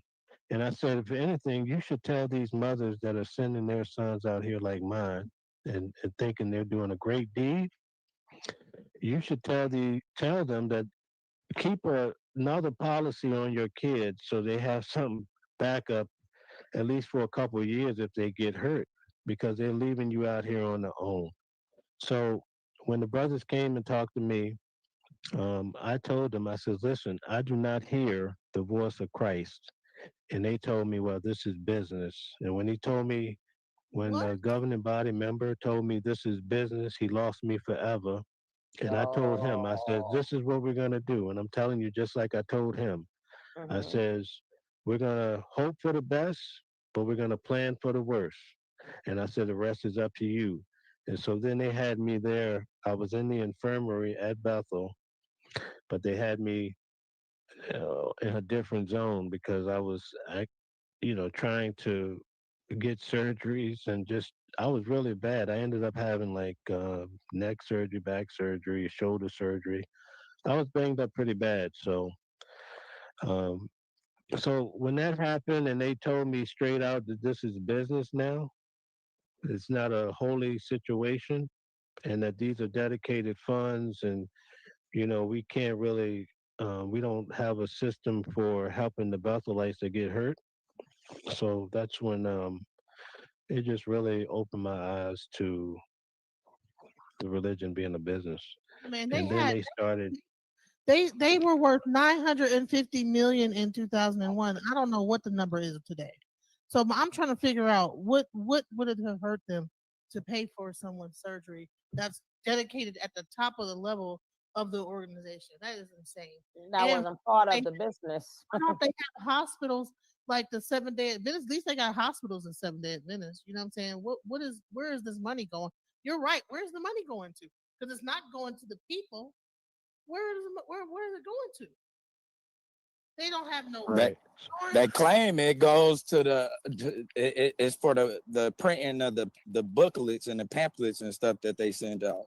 And probably the airplanes and stuff to take them in different places. Okay, so so airport, they got their own private So jets. I need to speak to people who are going to be watching this video who are Jehovah's Witnesses. So there's a key part here. yes. So ultimately, because of it was an outside accident, I was awarded some funds, right? And prior to that, they really strung me down to a contract that I basically had no choice but to sign. And I don't know if you're familiar with how cases work and so forth, but ultimately your attorney does all the negotiating, right? Mhm. So my attorney was negotiating with them. You know what they did to me? They said, "Forget your attorney. You better come to this judicial meeting, or we're gonna excommunicate you." And I didn't come to the meeting, and that's where our relationship came to an end. So that's why I was basically outed, because I said, "Listen, you have to go. It's hostile now anyway, but you really need to work this through with the attorney." So I have all the documentation that I haven't released yet, but I will, because this is the first time I'm ever telling my story, and most people have been asking me my story. And thank you But so you'll much. see the letter. You'll see the letters where my attorneys, they write me letters, they write my attorney letters. You'll see the dates, and then you'll see my attorney write back and give them an offer. Then you'll see them call a judicial committee saying, "Forget your attorney, come talk to us." And I didn't participate, and then you'll see history. And I gave 10 years. So my fight now is much bigger than Jehovah Witnesses. I don't really think a lot about Jehovah Witnesses. My issues is just with how man has been controlled through the Bible. It's much Mhm. bigger than that. But a lot of Mhm. people are brainwashed, and you got the Muslim fighting with the Christian. It's a mess. And Mhm. then you have science, and it's very complicated.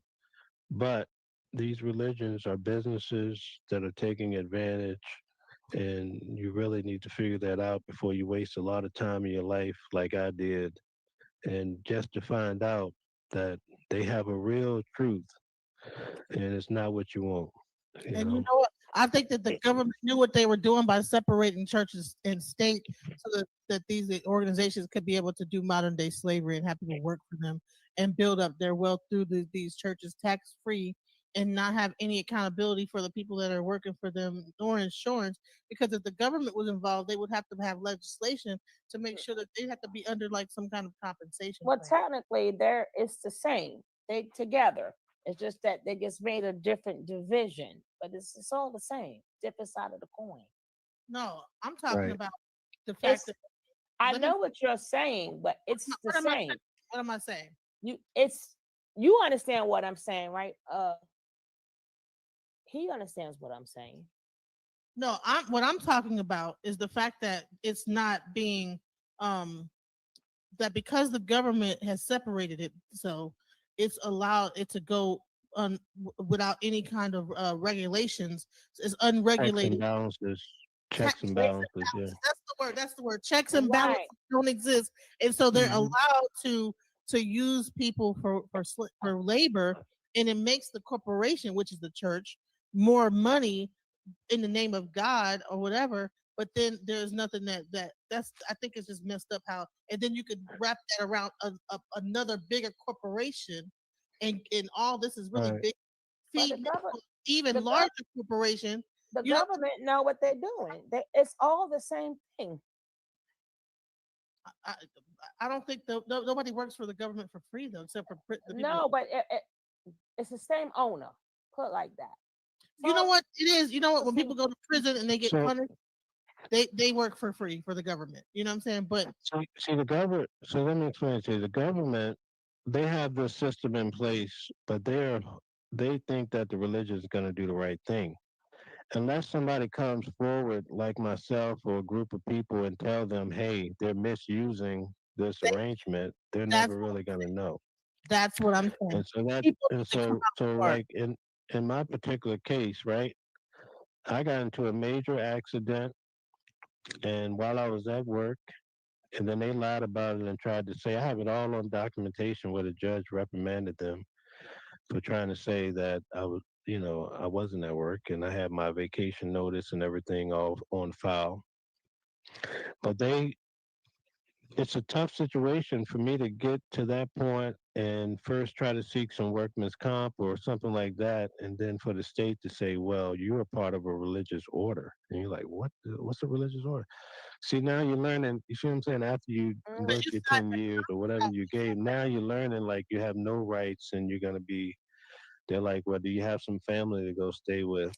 I'm like, my mom and my grandma died. Like, what am I going to do? So I said, we're going to have to work this out.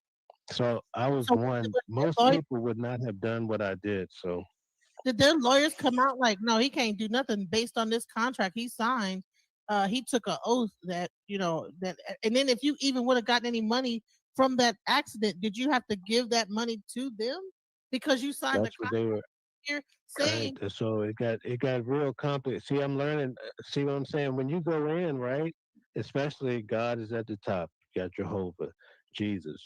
You in the watchtower. The watchtower was talking about love and we got to be here for each other. So you're going in and you're warm and like you think everybody at the table is your friend.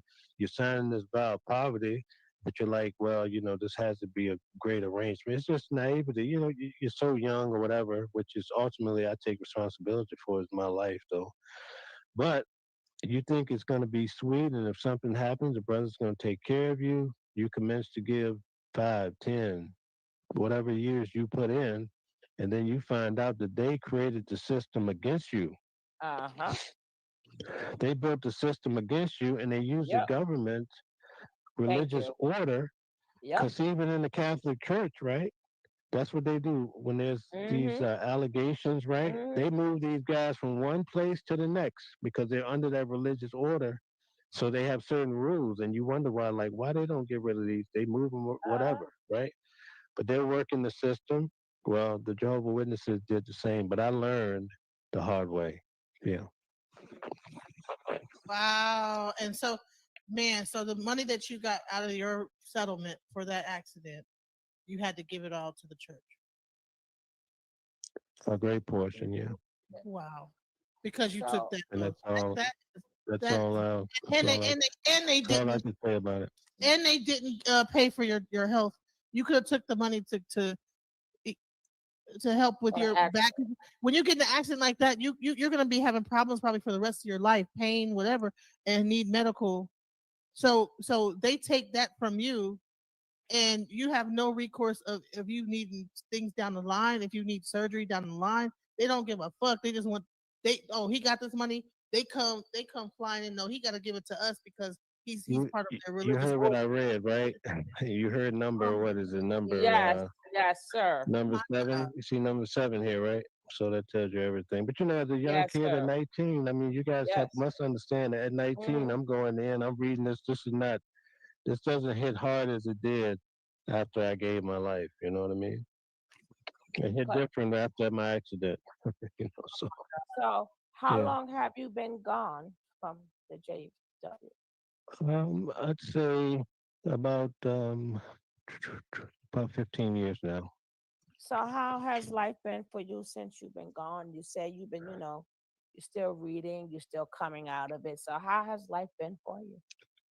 Life has been sweet. I feel so fortunate that I was able to wake up in this lifetime, unlike a lot of family members who I've left behind, who are just so, there's no hope of, you know, experiencing awareness and waking up and becoming woke. So Uh, it's a blessing for me. I was able to become very successful, and I'm enjoying life, and what I'm about helping people. I'm in the, what what about your family? You still have yeah, my family, blood a relatives. lot of relatives that are in Jehovah's Witnesses, and they would not talk to me. I had a end up having another accident in 2015, and one of my aunts, who's a Jehovah Witness, she called me when had just had a very painful neck surgery, maybe around 2020. And she called me. She says, "Hey, I heard you had a major surgery." I said, "Yeah." She says to me, "Are you back yet?" I says, "No." She says, "Oh, I would have never called you," and hung up the phone.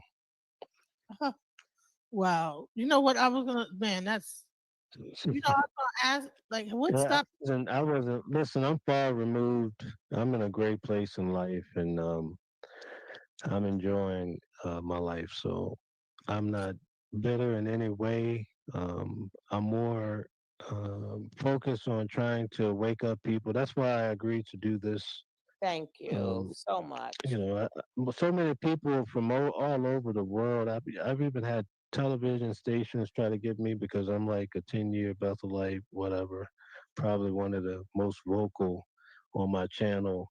So a lot of people know about Watching the World. And so, but I've never given anyone an interview. And if you go to my channel, you'll see the biggest question people have always asked: when are you going to tell your story? So this happened organically. It came to me. I didn't want to no money involved, whatever. I just wanted to tell it when my time was right. So I'm happy I told my story, and I And hope you we are guys so thankful. We are enjoyed it. so Thank you. thankful. You know what? Let me tell you something.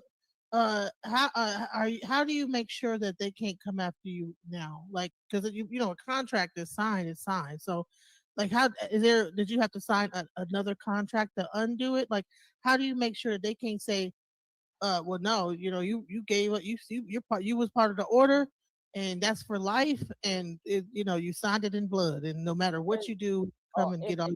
right. Or when they kick How do you you out. how do you Right. stop I'm that? not. I'm not worried. I have attorneys. I'm very well prepared and advanced at this stage in my life. So I don't think that they want the bad publicity behind it. And they Right. like to sweep things under the rugs too, if they can. So, and plus, I'm still next door. They literally bought the property next door to my house Oh, goodness about gracious. 7 years ago. So when I look out this window right here, it's a whole Bethel arrangement. And when they tried to do the building, I went to the town. It's all on my channel. You'll see where I went Yeah. to the town and I was talking about it, and they didn't really come after me. So it's. Hey, listen, Okay. I So I have Can back. can Go ahead. every Go ahead, because Blue. yeah. Go ahead, Blue. yeah, I was gonna ask like, so when because and it's great work that you're doing. So when you are because and I'll say this, anytime you pulling religion from somebody, it's almost like pulling the carpet out from under their feet, right? Oh man, what you And talking about? so, and which is why I kind of, when you asked me if I'm in a religion, and I was like, I'm in the process of creating one. And the reason why is because, and I was going to ask you, what do you have to replace Jehovah Witnesses with? Like, do you have anything that you give them as an alternative, or is it just kind of them going cold turkey? That's a good question. I believe in the unknown. So you could take everybody's religion and God and their version of it and put it in a pot.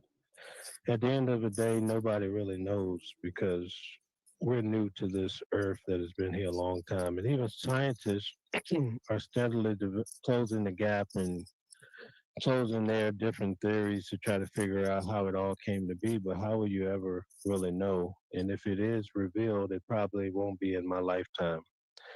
But I developed good practices. One of the good things that came out of being a Jehovah Witness is that I probably was safeguarded from a lot of things in life, maybe that could have been adverse for me had I got involved with. So I try to take the good out of everything, but I practice awareness, whereas Yeah. basically I observe myself in my actions. I try to enjoy happiness. Happiness is not something that you can go out and get from a female. You can't get it from the money. I've done well that way. I think it exists, and sometimes due to your certain circumstances in life, it's blocked. So the key is to be able to enjoy happiness as a being, and also having love. And I think those ingredients, because most people, if you really study human nature, you'll see that most people are driven by pain or pleasure, and it also boils down to love and fear.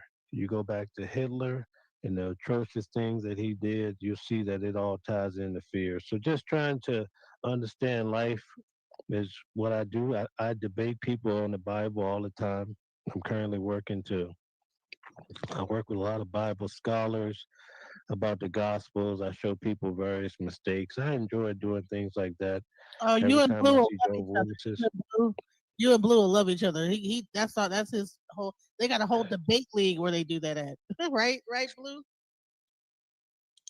Yeah. So Yes, that's definitely. where I am right now. I enjoy it, but as far as these religions, I could tell you where most of them probably how they developed.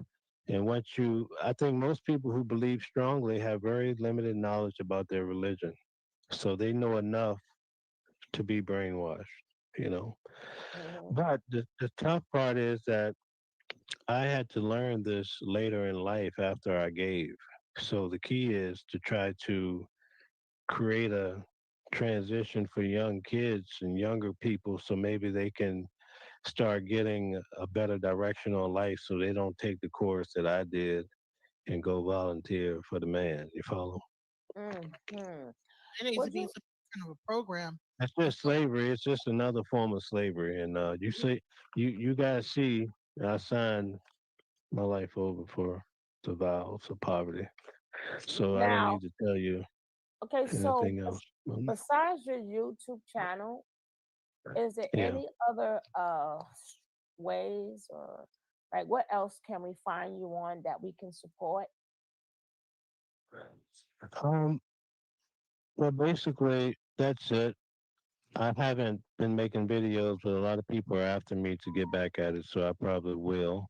But I'm at such a cool place in life that I just kind of fell into my own little world of doing things. I do a lot with finances and helping people buying houses and stuff like investment properties and fixing their credit. I don't charge for that, but I do more with the investment sector and loaning money and brokering and stuff like that. So I'm busy and I own a couple businesses and stuff like that.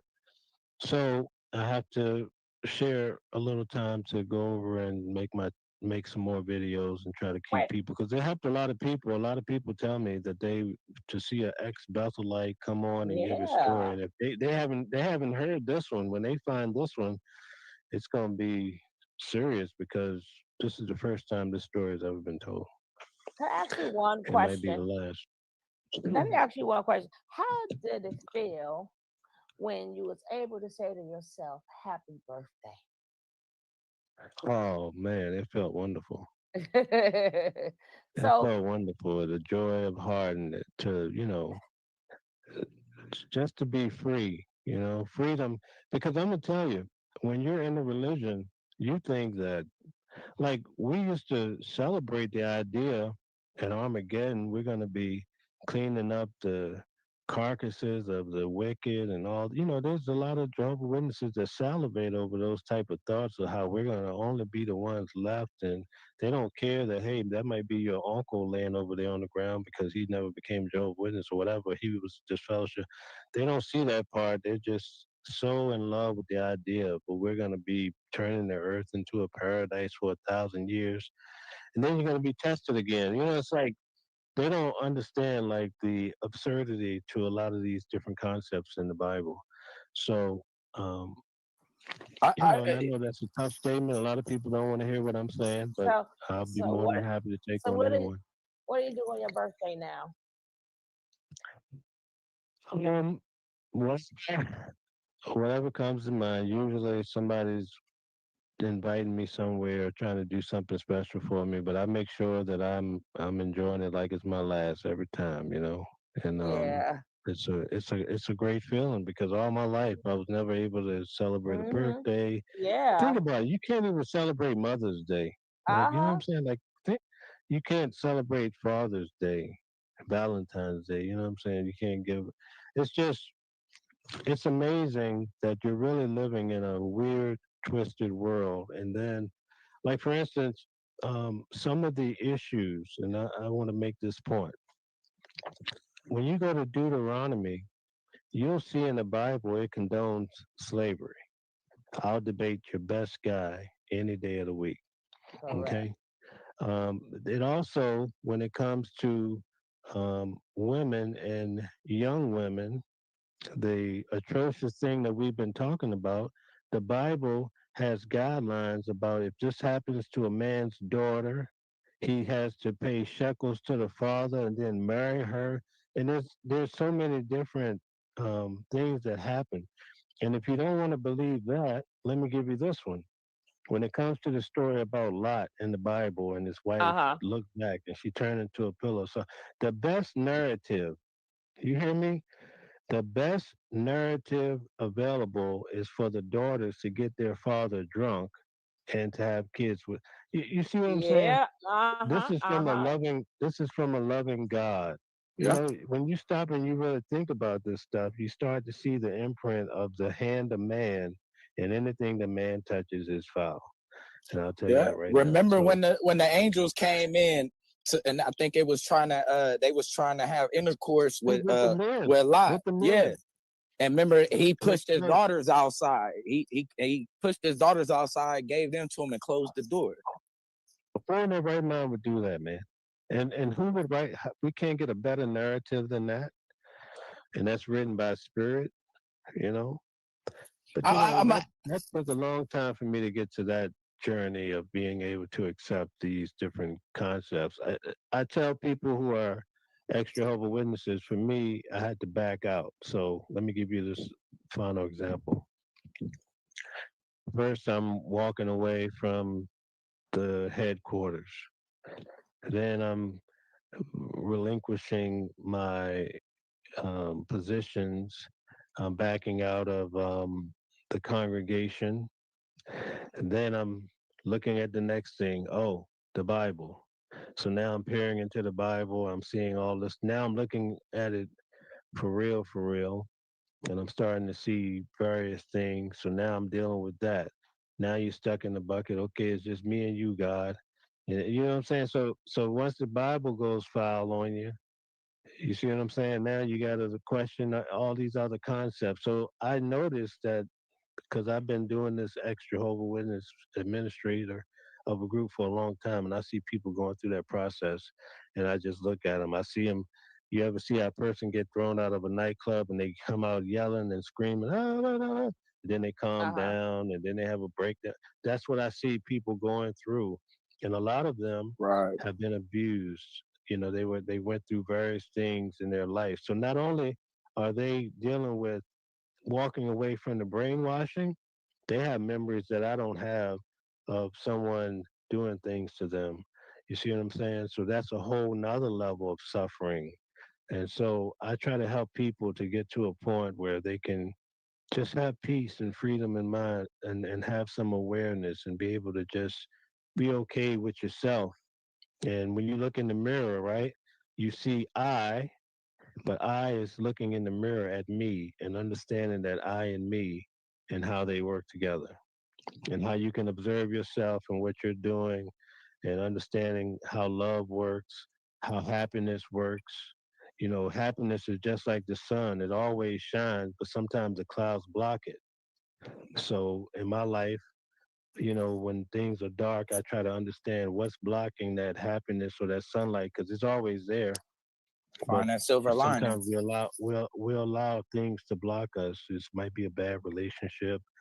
It might be family members, my aunt calling me, telling me, "Oh, I'm gonna let your dad out there. Why did I even bother calling you?" You know, things like that can block your happiness, but the happiness is always present.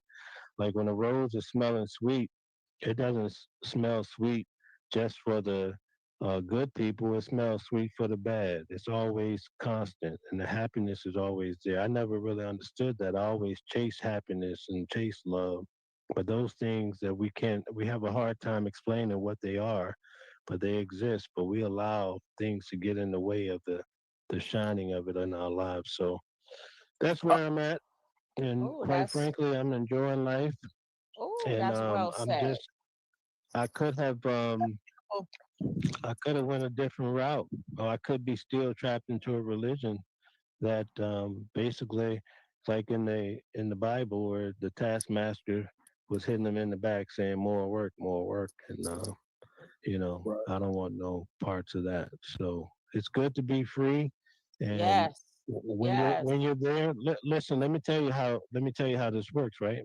I never forget. I used to be in middle school, elementary school, and because of those Bible studies and the meetings talking about the end of the world, every time I put my life on it. Every time it thundered, I would think the end of the world was coming. That is terrifying for a child because that's what they Oh. teach. Armageddon's coming. Armageddon's coming. So you're always on the lookout. And look at me. I'm in my 40s now. You know, this has been a long journey of thunderstorms, thinking that the end of the world was coming, and now they're halfway backing away from that, and they're changing things around.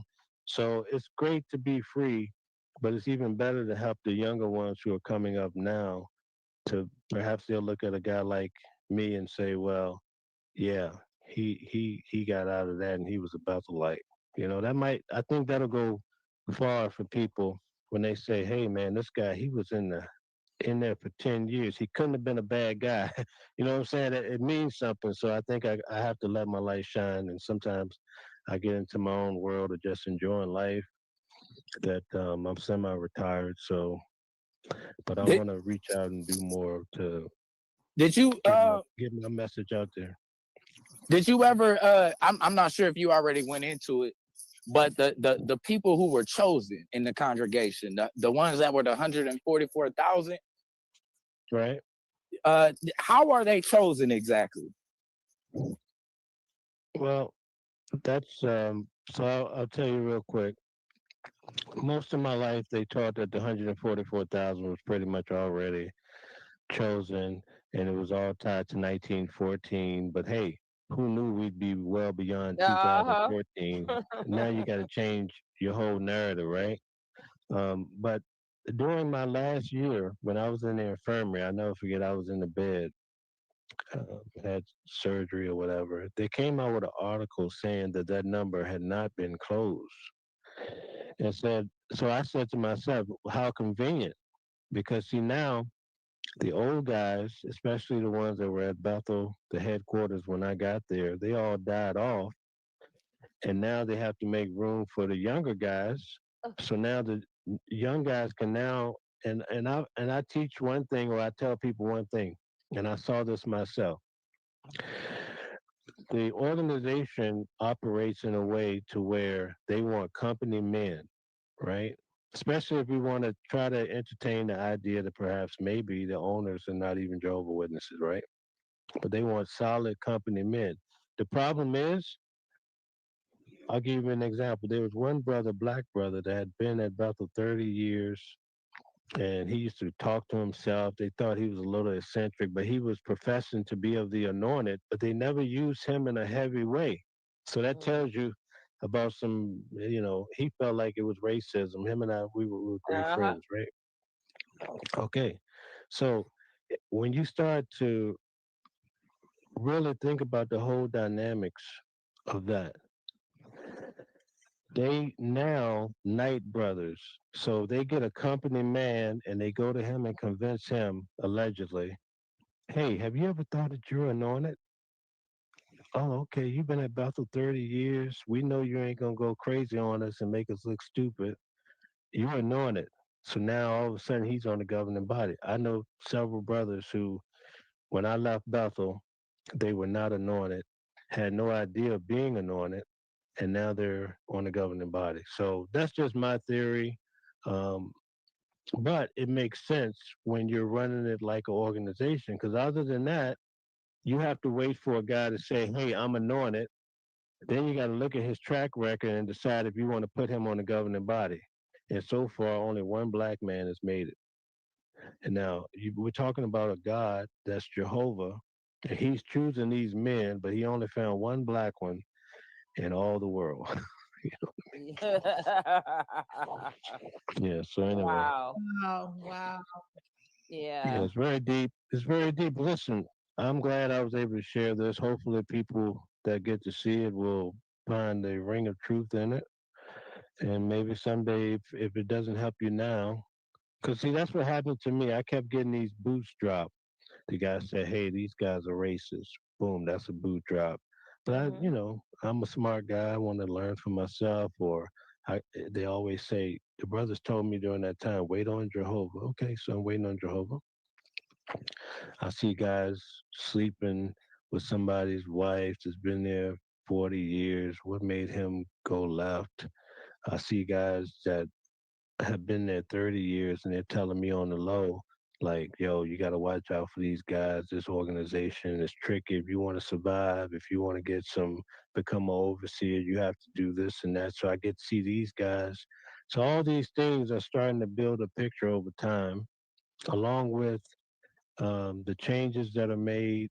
And then I'm seeing they call everything that they change in the Bible new light. And so they come up with a lot of new light. It's all manipulation. So the sooner you can understand about this religion thing, I think the better off you'll be. But you can still be happy. You look nice and relaxed, and you look like you on a whole new journey. It shows. You look free. Oh, great. Yeah, it's beautiful. And if you guys ever hear people using one thing I learned about like kind of cult like organizations, they have their own language. New Mm-hmm. light, overseer, excommunicate. What was Right, what's the thing when they kick you out? Excommunicated. Like all the and then right. these things don't exist probably except for this group. That back when we were with like carbonation, they had their own language. I love myself, thank myself. I had to, I'm thankful and all those different things that they would say. So one thing that they do first is they change how you talk and how you communicate so that only people a part of the group communicate that way. And you Well, could Right. overseer. Well, that's a regular word of an watch your overseer. But the watcher, yeah. But I mean, no, that's his name. That's his name, the watcher. No, overseer is a weird name to be. I mean, since no, they had overseer is who they use to look over after the slaves. The overseer. right, but I'm saying that's not something we use in everyday talking. Like me and you, like there's no overseers right now in modern society. So the fact that they're using those type of words in their group of language, that they're in their language, their communication. Mhm. Not only that, but overseer is not biblical. Remember, everything that Correct. they stand on is supposed to be directly from the word. So all of the name, that's why the names that they use, even them not Yeah. referencing being a Christian, because remember, they don't they want to make sure that they separate from Mhm. being Christians. Even though it's in a way they'll say, yeah, we're Christ's light, but we're the witnesses of Jehovah. So Yeah. those Right. words aren't biblical, you know what I mean? But they're using them. Watch, you know what I mean? Even from the Watchtower, none of that's not They scripture. Wasn't no watchtowers in the biblical time.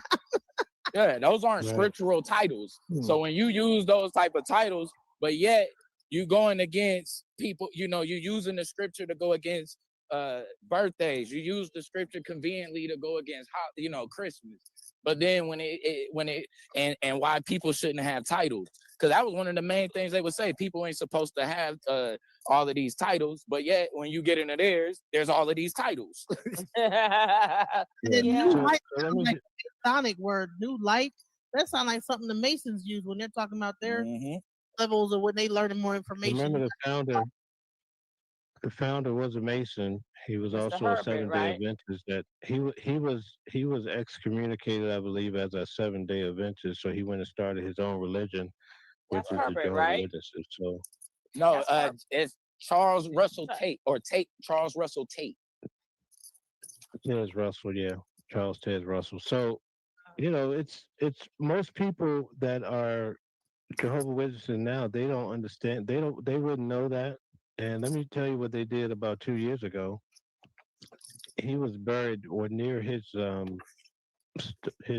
monument. They had a pyramid with his name on it and all that. And they removed it 2 years ago because it was one of the big things that a lot of people were leaving the religion for, because they found out this guy's over here with a pyramid and he believed in all these different concepts. It's hard to push a religion along with that. It's wild because in San Diego, right, we have a place called Old Town San Diego. It's a real historic place, and they have and I think like 5th grade, you go on a field trip there. And what's wild is he bought a house for like Ezekiel. I think he said Moses, Ezekiel, Elijah, and I think he said and Jesus. And he bought this. It was this big house that the mafia people used to own. And he said that they was gonna live in it when they got there in 1914. And then when 1914 came, he lived in it. Yep. Right. Yep. And so we listen. This has been 2.5 hours. I want to. Does anybody have it? I mean, Blue, you got any other things you want to say real quick? Nah, just give him my number. Just make sure you give him my number. Man, this has been really awesome. I really appreciate you coming here. Man, this has been emotional for me because I'm really feeling people's pain. Like I'm going through it. I done went through the whole story. Even told I got mad. I cried at one point when they took your money. I said, they took his money, didn't they? I know they took his money. But don't forget, guys, his YouTube page is Watching the World. You see it written across exactly the way it is. Check it out. If you want to learn more and hear what he got to say, please check out Watching the World. Hit that link.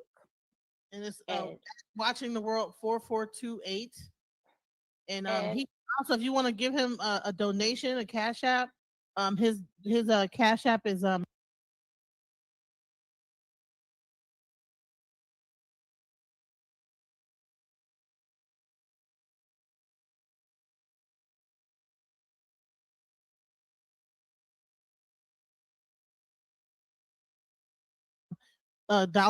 Beyond the Holding. I'm gonna put it in the chat.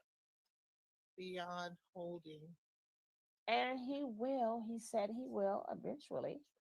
He will be making newer videos, but it doesn't matter because anything you watch is going to be new to you anyway. So go check it out. Right, and there are a lot of like ex Jehovah Witness. I'm not sure if you've been checking out the comments that I've been putting up, but there's actually people that are in this that are definitely being touched by your story. That they were telling their stories in the chat as well. So when it comes up, check it out. I mean, this been eye opening for a lot of people. So thank you. It helps more. Thanks for having me. I really appreciate it. It helps beyond ex-Jehovah Witnesses because a lot of things are the same concept. So you're helping beyond ex-Jehovah Witnesses. That's put in certain religions. And now when they get to your story, maybe they'll get the courage to get freedom. So again, we thank you so much for gracing us here and sharing your story. Oh, thank you. I'm privileged to be here among you guys. And as we always say, what do you always say, Sugar, to me? DJ, take us out of here. Alchemize your energy. Darling, let your spirit be free. Don't give up. Keep on pushing through. Now is the time. It's all up to you. Alchemize your energy. My friend, let your spirit be free. Don't give up, keep on pushing through. Now is the time, it's all up to you.